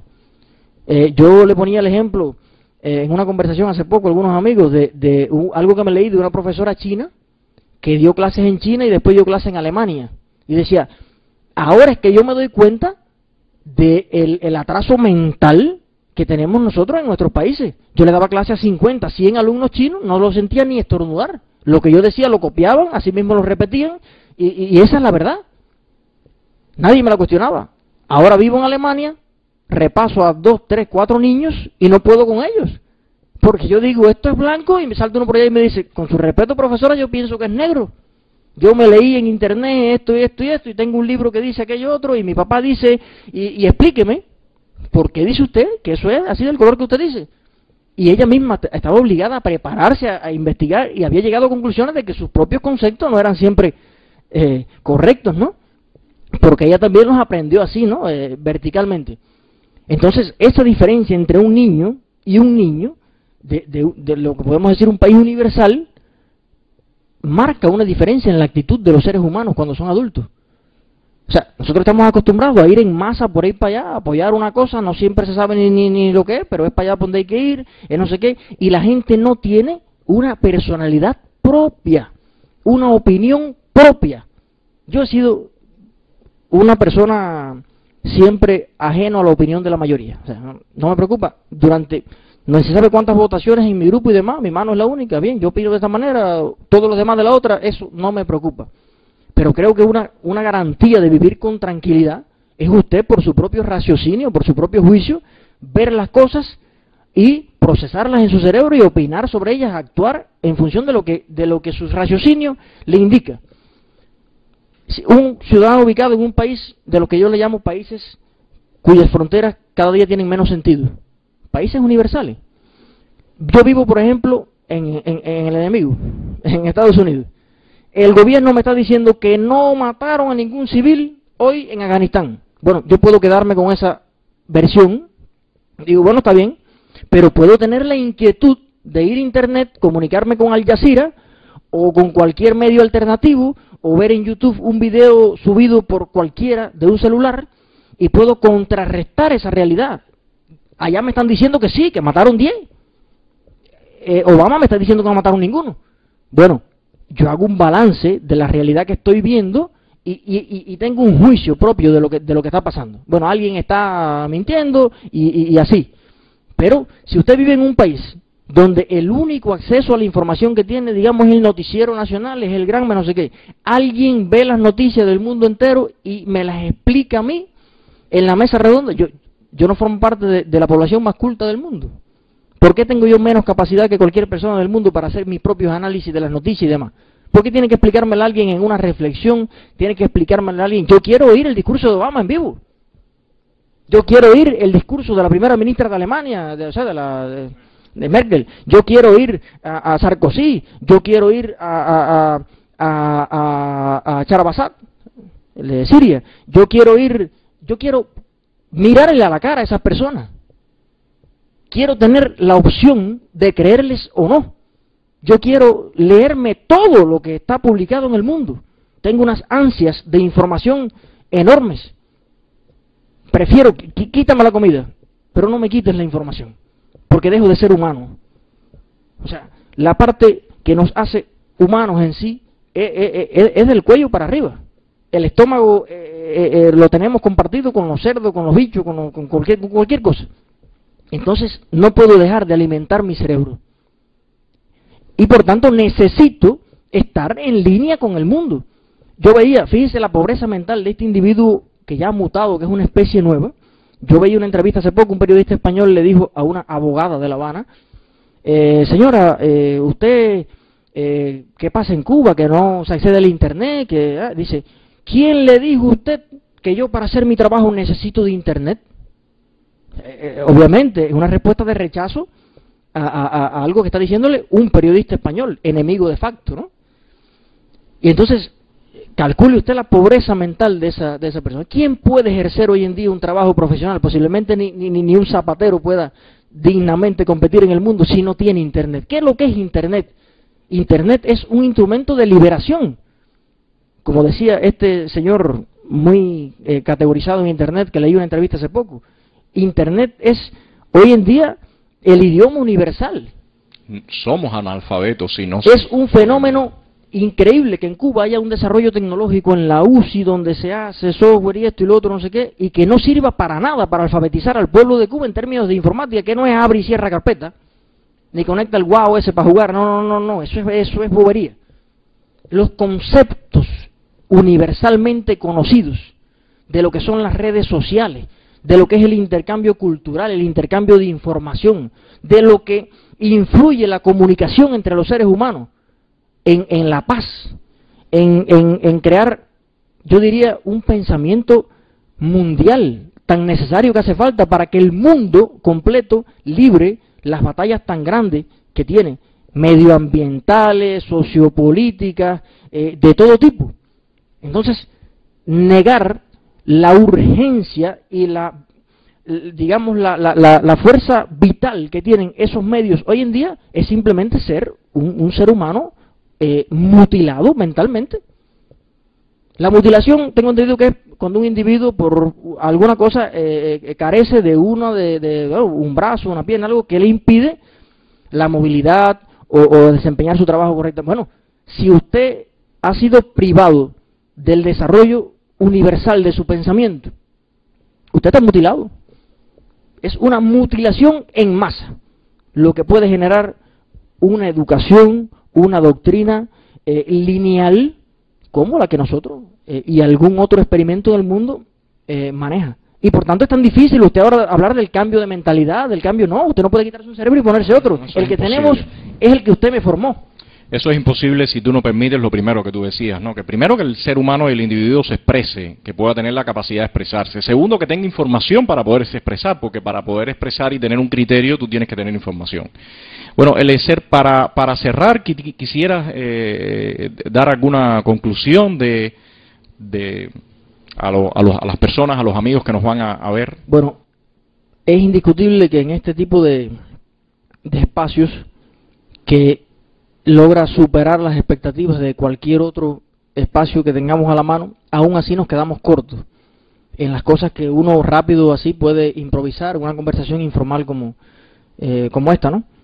Quisiera, por último, referirme a algunas leyes muy concretas de esto de la vivienda, del traspaso de los carros, que me parece ridículo, es la palabra, cómo se han manejado estos temas.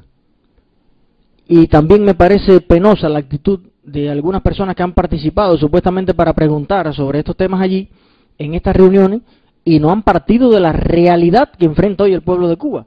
Estamos hablando de la venta entre propietarios. La mayoría, posiblemente, de las casas y de los carros en este país que no tenían traspaso no están en manos de su dueño. No lo están. Están en manos del dueño número 10, 15, 20, 14. Y entonces usted, para organizar este inmenso desorden que existe en todo el país, usted tiene que partir de la realidad concreta en la que está, no de una realidad inventada, ¿no? Ya los dueños no tienen la casa, los dueños no tienen los carros, y ahora entonces los que tienen en su poder, que compraron un carro o una casa hace algunos años, e incluso la compraron y la vendieron, una cosa que debió ser normal siempre, porque el error fue de ellos, no nuestro, nosotros lo sufrimos, simplemente, ahora tienen que inventar 70 traquimañas, darle dinero a los dueños originales, buscarse una serie de problemas, ofrecer sumas grandísimas para que alguien legalice un bien que tiene hasta menos valor que ese dinero que está pagando. Yo creo que hay que instrumentar esa serie de leyes y de cosas basados en la realidad que tenemos. Y no simplemente esa camisa de fuerza de que no, es entre propietarios, estas cosas, no vamos a legalizar ilegalidades. Bueno, entonces, ¿cuál es el objetivo? Yo creo que no es que no van a legalizar ilegalidades, es que el objetivo central de este asunto es precisamente eso, montar sobre un marco legal a toda esta infraestructura de negocios de todo el país que ya es ilegal hace muchos años. Y que aparte, según mi perspectiva, lo ilegal es que el dueño de las cosas no pudiera hacerlo. Exactamente. O sea, ese es el punto le ilegal. llamamos ilegal a la actitud que ha asumido la gente de este país, que son seres humanos y que desde que el ser humano existe como ser humano ha intercambiado tu hacha por mi piedra, mi manzana por tu mango. El intercambio de bienes y servicios entre los seres humanos es tan viejo como la propia civilización. Entonces, si usted vino y de una manera absurda puso un grupo de ley, hizo un grupo de cosas, mire, asuma usted el trabajo ahora con sus instituciones y con sus cosas de lo que hay que organizar, pero no ponga contra la espada y la pared a la gente que al final hizo simplemente lo que siempre debió hacer de una manera normal, porque yo soy de los que creo que la gente entre hacer algo ilegal y algo legal siempre prefiere dormir tranquilo, hacerlo legal. Y la mayoría de las ilegalidades que cometemos todos hoy en día, porque estamos obligados, los 11 millones de cubanos en este país, todos los días cometemos ilegalidades. Ilegalidades entre comillas, que serían legales en cualquier parte del mundo. Entonces, organícese usted, defínase usted, critíquese usted, asuma usted la responsabilidad y haga de una vez lo que hay que hacer. Y si no puede, quítese. Sí, por lo menos no estorbe. Sí, está claro. Porque es casi, yo una vez estaba pensando pintar un cuadro, ¿no? Algo así, que sería una piscina, todos los pececitos debajo, pero que la piscina arriba tiene una capa protectora, ¿no? Una barrera, que usted sabe que el aire está ahí arriba, quiere salir a respirarlo, pero por mucho que se impulse, choca y cae desmayado al fondo, ¿no? Está esa barrera ahí y por lo menos, está bien, ¿qué es lo que quiere la gente? ¿Respirar? Bueno, quite la barrera, quítela. Yo pienso que el ser humano, y en especial el cubano, que no creo en eso de que el cubano, que sí es más vago que el otro, sí, heredamos algunos fenómenos latinos, de holgazanear un poco, hablar un poco de basura en una esquina, todas esas cosas, bueno, está bien, pero ¿por qué será? No, pero los cubanos fuera de Cuba. A eso me refería, ¿por qué será que los cubanos, en mi barrio, lo que aquí se llamaría escoria, sale para cualquier país, y no tiene que ser Estados Unidos, que está la ley de ajuste cubano, no, logra ir a Panamá, a Noruega, a donde vaya. Cuando viene al año, a los 2 años, es un señor más apegado a la ley. Fíjese, porque esos sistemas, yo no sé de qué manera, educan a la gente. Viene más fuerte, más gordo, más rosadito, más joven. Tiene, y se puede ver en las fotos, en los videos, una calidad de vida superior. Trabaja, es lo más importante, como un mulo, tiene 2, 3 trabajos, cuando aquí no tenía inspiración ni deseo de tener ni siquiera uno. Porque cuando usted desvirtúa el sentido original del trabajo, la importancia que tiene el trabajo en la vida del hombre, no la tiene en Cuba, por tanto no le exige a la gente que tenga deseos ni que quiera trabajar. Y todo esto de eficiencia, control, más exigencia, eso es simplemente una cosa para partirse de la risa. Eso no es el asunto aquí. Eso es demagogia. Sí, entonces da la impresión, a veces yo pienso, da la impresión de que las personas que tenemos dirigiendo el país también son de esta gente que no viven en Cuba. De paso, económicamente y en toda su infraestructura a su alrededor, es como si no vivieran, ¿no? Y además hace tantos años de eso, porque si a usted lo eligen presidente mañana, usted sale de la calle, tiene una noción muy concreta en sus propios ojos de lo que está en la calle, y por tanto usted ejerce, liderea, dicta leyes, medidas, acorde a esa vivencia que la trae en la piel. Ahora, si usted no roza la calle, hace toda una vida. Y si la roza es con 20 anillos que lo alejan de la población común.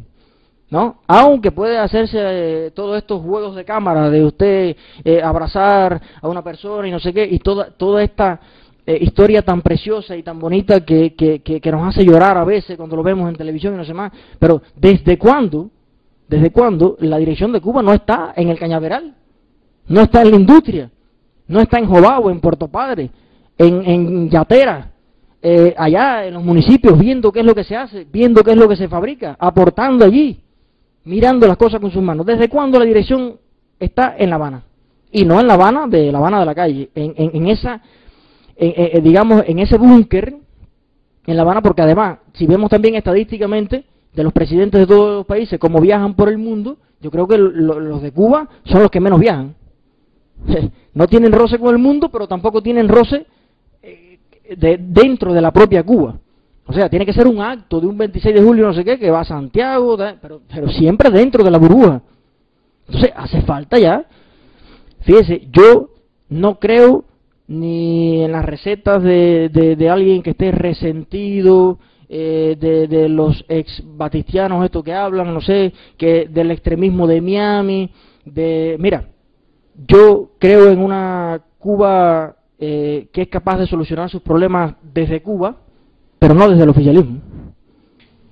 Una de las cosas que han ocurrido acá, cuando tú me hablabas del extremismo de Miami, evidentemente, y de los batistianos, uno de los programas que tengo en mente hacer es precisamente sobre la historia, y me interesa mucho el periodo del 58, 59, 60, porque se ha usado y se han hecho muchas generalidades que nos han hecho mucho daño, sobre todo mucha gente joven, de tratar de poner en el mismo saco personas que no estaban en el mismo saco.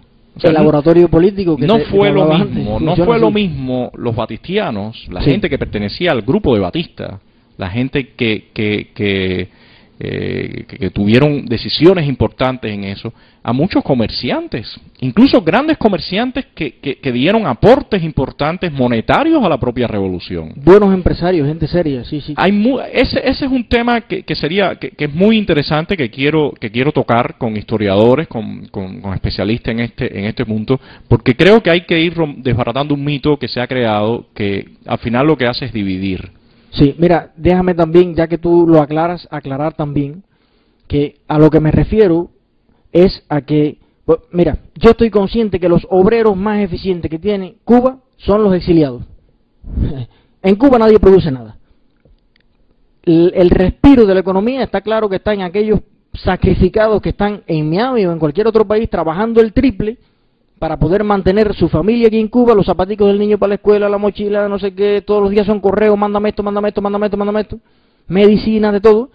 Entonces, esas pobres gente que están allá trabajando muchísimo, rompiéndose el lomo, tienen tanto mérito como el cubano más sacrificado que tenemos aquí en Cuba, ahí arando con los bueyes en el campo. Y deberían tener tanto derecho. Y tienen, por supuesto, toda la participación del mundo. Yo lo que digo es que tal vez no es lo que más me gustaría, un poco algunas actitudes que cada vez creo yo que tienen menos respaldo, incluso allá en el propio Miami.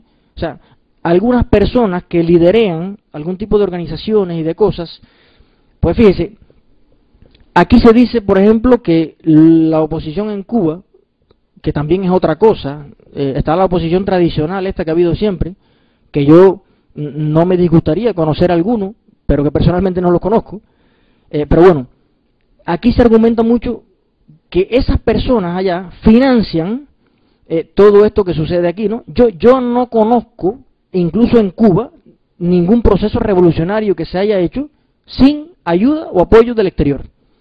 No lo conozco. Todas las expediciones de armas, no sé qué, porque entonces habría que decir que los tabaqueros que ayudaban a las causas de la guerra de independencia en Cuba era la mafia de Miami en aquel momento.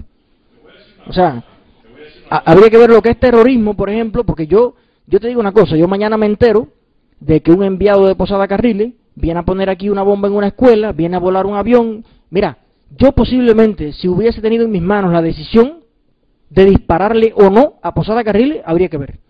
O sea, yo tengo participación en cualquiera de esos temas y no entiendo con eso. Para mí cualquier acto de esto de vandalismo, terrorismo, daño a personas inocentes, esos ametrallamientos en las costas de Oriente y todas esas cosas a mí me parecen simplemente actos de barbarie. Eso es una cosa. Y otra cosa es pretender que usted llegue a un país, radicaliza una serie de medidas en que independientemente de cómo obtuvo los bienes una persona, usted la despoja de todos los bienes, personas que tenían farmacias, pequeñas bodegas, negocios, que funcionaron toda la vida y que fueron empresarios normales, serios, sacrificados, trabajadores, inteligentes algunos, usted despoja a todo el mundo de eso. Ellos, al no tener oportunidades aquí, emigran, tienen obviamente sus diferencias ideológicas, políticas, de todo tipo, pueden tener resentimientos, rencores y demás. Bueno, es normal. Donde pasó un proceso tan radical como pasó en Cuba, es normal. Pero ¿qué pasa? Que nuestro laboratorio político trata de asociar a esos actos, fíjese, te pone, por ejemplo, un periodista independiente en Cuba, que obviamente nadie le va a dar trabajo en ninguna institución oficial cubana, pero tiene que comer, tiene que sobrevivir, tiene hijos, tiene familia, tiene que vestirse, ¿no? ¿De dónde va a sacar el dinero? Bueno, él se dedica a escribir, a hacer periodismo.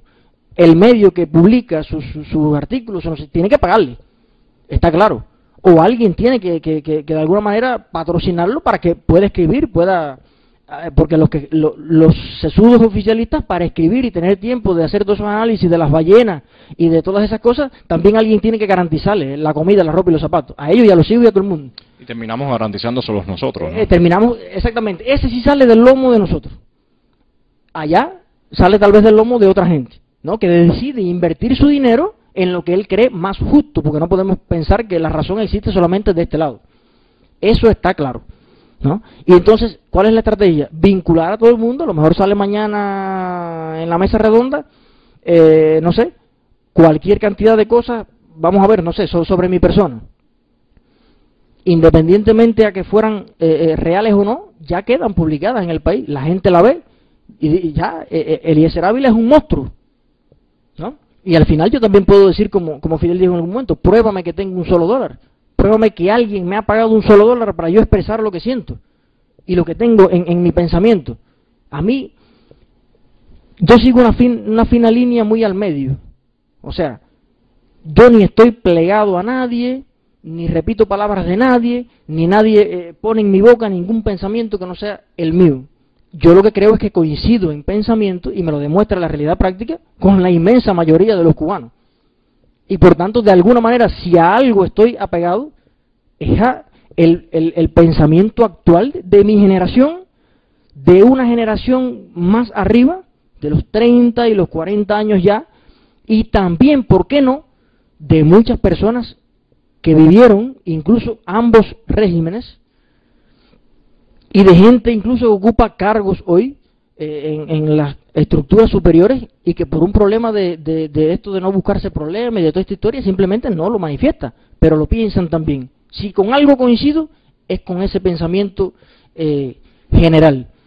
Y entonces obviamente yo sigo queriendo un país independiente, yo sigo queriendo un país con autodeterminación, un país con seguridad, donde puedan crecer y morir felices las personas sin que exista eso que tú mencionabas, ni las bandas organizadas, ni el crimen, no sé qué. O sea, yo sigo queriendo un país con acceso a la salud, a la educación, a todas esas cosas, está claro. Pero yo quiero un país democrático. Yo quiero un país donde la gente participe de las decisiones que se toman en el país.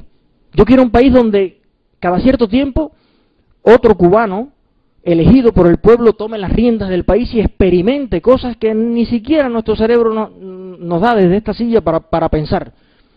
Yo creo que esta isla, ubicada en este clima envidiable, en esta posición del Caribe, con este capital humano, esta inteligencia que tiene el cubano, que usted va a un basurero, recoge 4 piezas botadas y te arma un carricoche, te arma una moto, esa gente con condiciones y con posibilidades te hace un carro mejor que la Mercedes-Benz. Entonces, yo quiero un país que de alguna manera todo ese capital, esa riqueza espiritual, mental, profesional que tenemos, pueda explotarse al máximo. Las personas puedan crear al máximo de sus capacidades, de su trabajo, obviamente con todos los sistemas reguladores que existen para que aporten a la sociedad los impuestos que sean justos. ¿Cómo funcionan las sociedades normales? Claro, una sociedad normal, porque la gente toma como referencia el capitalismo de las repúblicas estas de por aquí abajo, que es un capitalismo basado en las mafias, en la droga, en los poderes estos oscuros y la delincuencia y los tiros. No, porque, como te decía ahorita, se puede parecer mucho lo que nos están proponiendo a eso. Claro, pero ¿por qué alguien también no le explica a nuestros niños, a nuestras escuelas, que existe Canadá, que existe Alemania, que existe un Japón, que existen 1.000.000 de ejemplos en el mundo de un capitalismo que para países mí, bálticos que para mí está más cerca del comunismo que nosotros que estamos a millones de años luz? Porque para mí un país que usted levanta un teléfono y moviliza una brigada de bomberos para bajar un gato a una mata, hay que ver.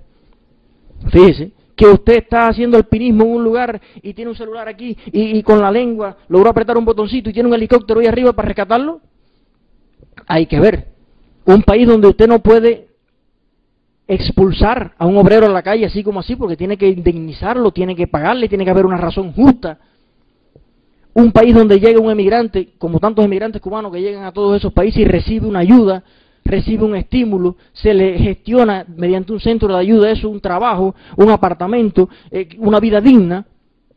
Entonces, ¿qué es eso? ¿Eso no es capitalismo también? Un país donde existen cientos de instituciones no gubernamentales que se dedican a hacer estudios de todo tipo y a mostrar una realidad que obviamente nosotros resumimos de esa realidad del mundo todo lo negativo y te lo ponemos en un noticiero y dice, coño, el mundo está del carajo. Pero es que ellos publican su realidad.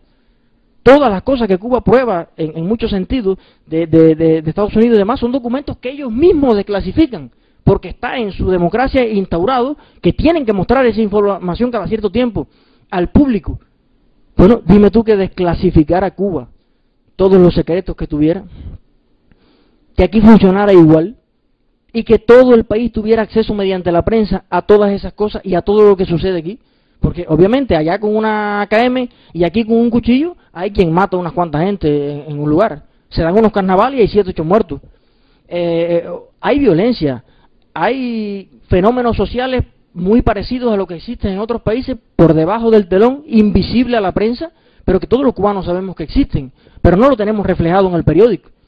Y es precisamente porque no existe esa posibilidad de que todo el mundo hable, todo el mundo publique, todo el mundo manifieste lo que pasa, y por tanto, si usted no reconoce que un problema existe, dudosamente trabajará en su solución, porque ante los ojos del mundo no existe, pero existe. Vamos, yo creo que todo este tipo de cosas que se están haciendo van a presionar, porque al final de la jornada los cambios y las transformaciones no se dan si las sociedades no presionan para que se den. Yo creo que es muy importante. Sí, pero es importante recalcar la responsabilidad que tiene todo el pueblo en general de manifestar lo que piensa, lo que desea, porque todos los días sigo encontrándome personas que dicen, bueno, yo pienso así, no sé qué, pero ¿para qué decirlo? ¿Para que te pongan el pie arriba, para que te señalen, para que entonces mira lo mismo que tú estás viviendo? A mí me ha pasado que he querido hacer contrato de trabajo en una otra escuela o no sé qué, y enseguida me lo hacen hoy y me lo ripian mañana. Y después me entero que alguien fue para allá y dijo que, oh, ¿cómo es posible? Este muchacho lo vamos aquí a contratar y demás. Uno siempre tiene consecuencias, ¿ya? Pero hay que sacrificar por el bien mayor. Pero como tú decías ahorita, yo creo que hay una coincidencia en muchas personas. Quizás tú estás en Puerto Padre, en La Habana, la dinámica se está moviendo distinta. Allá todavía mucho menos, por la información, por los medios. Si aquí en La Habana es difícil entenderse, reunirse, comunicarse, no sé qué, bueno, y en Oriente yo digo que es territorio virgen, porque allá este pensamiento social, esta dinámica, simplemente, tal vez en algunas cabeceras fundamentales, en algunas ciudades existe, distorsionado, desmoralizado por el propio sistema y demás, muy desestructurado, y por tanto el flujo de información no pasa de una conversación informal en un parque, 2 personas, y al final no decide nada. Pero mira, yo honestamente te digo una cosa, en la experiencia que hemos tenido en el trabajo que estamos haciendo, Cuando nosotros empezamos venían pocas personas, asistían pocas personas. Ya eso ha ido cambiando totalmente, ya vienen muchas más personas, hay mucha más difusión, no solamente en nuestro proyecto, sino en otros muchos proyectos. Hay proyectos artísticos, proyectos que tienen que ver con más difusión, con cuestiones de divulgar informaciones. Yo honestamente sí creo que estamos viviendo en un periodo de cambio en nuestro país. Y yo sí creo que la sociedad civil está creciendo bastante, y yo sí creo que vale mucho la pena seguir insistiendo en que tú expreses lo que tú quieras, en que todo el mundo quiera tratar de llevar adelante un proyecto, lo trate de hacer, y evidentemente eso llega un momento que no se puede detener. Yo creo que ya la sociedad cubana está empujando en una dirección que sí. Va a ser a las personas normalmente tú le puedes dar cosas, pero es difícil quitarle cosas. Y entonces, debido a toda esta presión, porque no creo que haya sido por la buena voluntad de nadie, sino porque a veces su supervivencia en el poder depende, como dicen ellos mismos, un problema de seguridad nacional, es un problema, yo pienso, de supervivencia. Estas mismas cosas que se le van dando un respiro pequeñito a la gente, simplemente uno las coge, las hace suyas, las aprieta muy fuerte y dice, bueno, esto nunca más me lo van a quitar. Pero quiero otro pedacito más, otro pedacito. Y pedacito a pedacito, yo también creo como tú, que un día conquistaremos grandes cosas. La historia está en qué tiempo tenemos para hacer eso. Eso depende de nosotros también, como sí. Tú decías ahorita. Y entonces, si la sea, gente, cuánto queremos votar de nuestra vida. Y si la gente, no como te decía, votar. no participa, porque fíjate, yo no quiero que nadie coincida, no obligo a nadie a coincidir conmigo, pero yo estoy dispuesto a escucharlos a todos. Y yo quiero saber cuántos están dispuestos a escucharme a mí, cuántos están dispuestos a intercambiar. Yo estoy de acuerdo a moldear, a perfeccionar, a madurar cualquiera de mis ideas, cualquiera de mis pensamientos. Yo lo que quiero es que de una vez y por todas nos sentemos a conversar. Nos sentemos a conversar los cubanos, nos discutamos las cosas de alguna forma, también con los orientales, porque no puede ser que un país lo piense La Habana.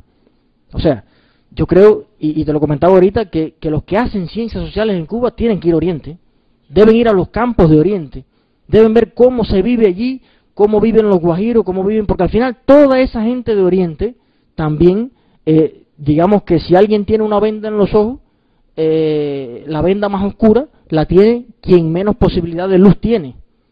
Y si el sol nunca sale para allá, me refiero a todo este mar de información y de las cosas que la juventud hace, simplemente la gente no sabe a qué atenerse y por tanto no participa.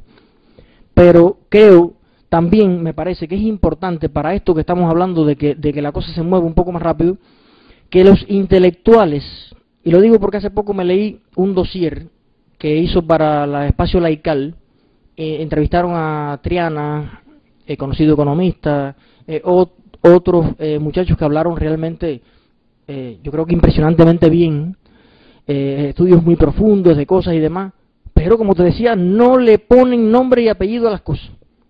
Seguimos en que aquí datos macroeconómicos, no sé qué, en que para aquí, que para allá, no, ya está bueno de eso. Vamos a discutirnos de una vez y por todas la raíz del asunto. El gobierno de Cuba, el liderazgo de Cuba, la responsabilidad de las personas que han creado todo este sistema en Cuba. Vamos a discutir. A mí me parece realmente una lástima que muchos espacios que se pueden aprovechar para discutir, como estás diciendo, con nombre y apellido, y ir al grano de las cosas, que se malgasten. Y se malgastan porque sencillamente no se está valorando lo que tú decías, que es la vida de las personas.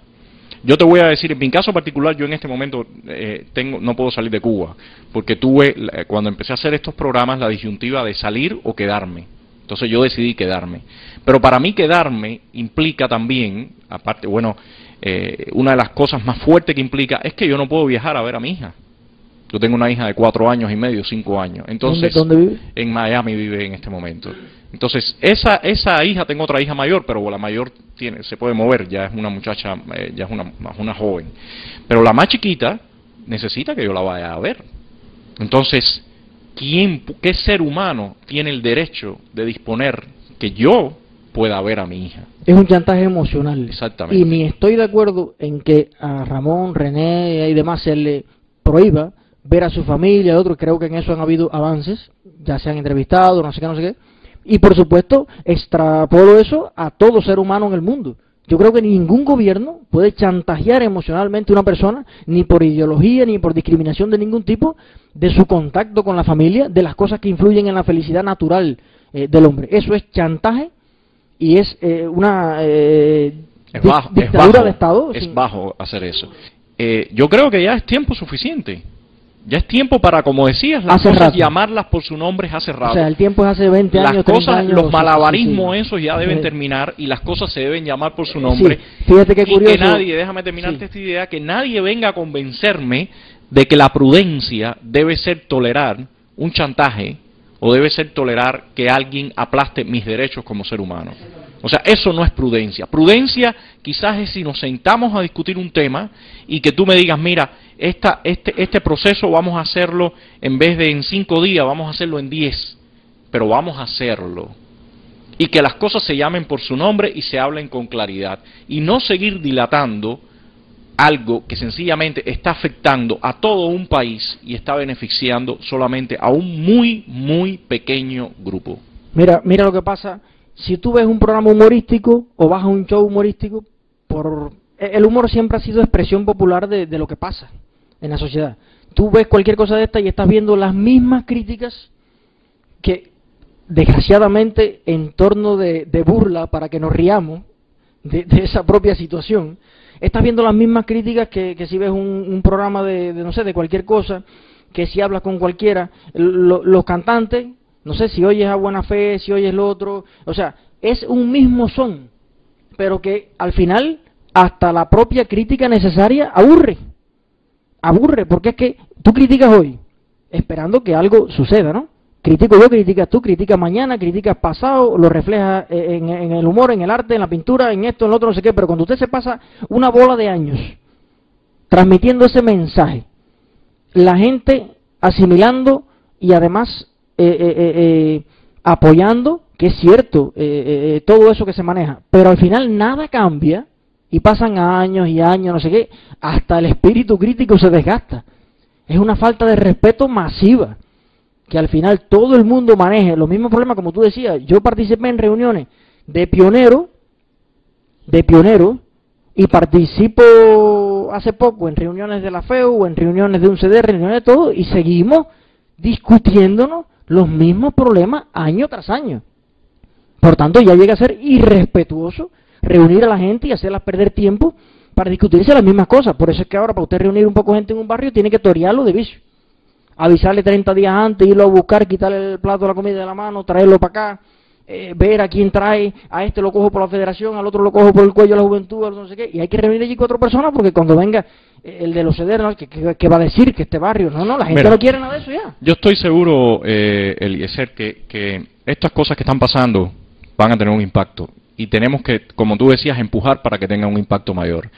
Este programa que hemos hecho hoy y otros programas, vamos bueno, nosotros siempre lo ponemos en DVD para que se distribuyan, los ponemos en internet.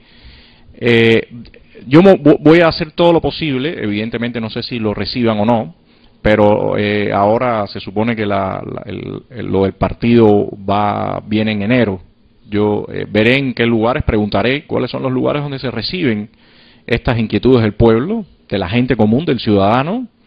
Vamos a llevarlo, a ver si sirve para algo, aunque evidentemente los ven, pero bueno, vamos a llevárselo personalmente y dedicárselo personalmente para que sepan que nosotros, aunque ellos no nos tomen en cuenta, nosotros estamos tratando de tomarlos en cuenta, ¿no? Entonces, mira, te agradezco mucho que hayas estado con nosotros, que hayas compartido todas estas impresiones. Espero que no sea la primera vez. Nosotros organizamos algunos encuentros con público. Me gustaría aprovechar invitarte a alguno que se haga, algún panel público que se haga para que participes en una discusión con otras personas. Será un gusto, un honor tremendo. Y contestes preguntas a los participantes y... Sí, no hay problema. Te agradezco mucho que hayas compartido esto. Mira, yo me siento un cubano más opinando sobre estos temas. No me considero ni un intelectual ni el más informado en ningún sentido. Soy un aprendiz de todo, no soy maestro de nada. Y opino desde la perspectiva de un cubano muy normal. No me gusta que se me tome como referencia de las cosas, ¿no? Porque las referencias están los que más saben de eso en Cuba. Lo que pasa es que a veces los que más saben no dicen nada. y entonces tenemos nosotros que un poco empujar los temas, ¿no? Pero me siento muy a gusto comunicándome con la gente, discutiendo, oyendo incluso que me digan no estoy para nada de acuerdo con lo que tú dices, me complace porque te escucho, me escuchas, y ocurre ese fenómeno tan bello de la comunicación, que es lo que tanta falta nos hace. Puedes contar conmigo cuando quieras. No, y hay una cosa muy importante, que es que la gente vea los rostros de personas que piensan en Cuba, que sienten por Cuba y que tienen iniciativas. O sea, tú tienes todo algo en ti te empuja a tener un liderazgo, a tratar de comunicarte. Bueno, pues tú tienes que tener espacios para tratar de hacerlo. Yo te voy a confesar que este tiempo que he estado en Puerto Padre, buena parte del tiempo he estado, hasta mi novia lo nota, ¿no? Estás pensativo, estás de mal humor, ¿qué te pasa? Y es que no soporto perder el tiempo. Si yo me pongo a hacer determinada cosa, una actividad ahí muy micro, siento que Cuba está pasando y yo no estoy, no participo. Y entonces, realmente lo que más me complace, lo que más me llena de alegría, es participar de este proceso. O sea, como uno más, pero estar ahí. Y entonces, a veces aislado, sin correos, sin internet, sin nada, pues uno se siente simplemente inútil. Es la palabra. Pues yo te recomiendo, desde mi humilde visión también, que la vocación que uno tiene que desarrollarla. Si no, uno termina frustrado. Y eso es malo. O sea, que tú termines y llegues a 60 o 70 años y a esa altura de tu vida digas entonces, coño, ¿por qué no hice tal cosa, no? Ya yo tengo la frustración de no haber sido médico por una mala orientación vocacional. Y no quiero tener la frustración, como tú dices, de morirme sin haber tal vez jugado el papel que me toca jugar y con la responsabilidad que implique jugar ese papel en este momento, en esta sociedad. Lo que más me interesa en este momento, lo que más quisiera dedicarle tiempo, es el fenómeno social que está ocurriendo en Cuba, el fenómeno político que está ocurriendo en Cuba, y voy a hacer todo lo posible por estar presente en él. Bueno, yo te agradezco mucho que hayas estado con nosotros y gracias. Gracias a ti. Gracias.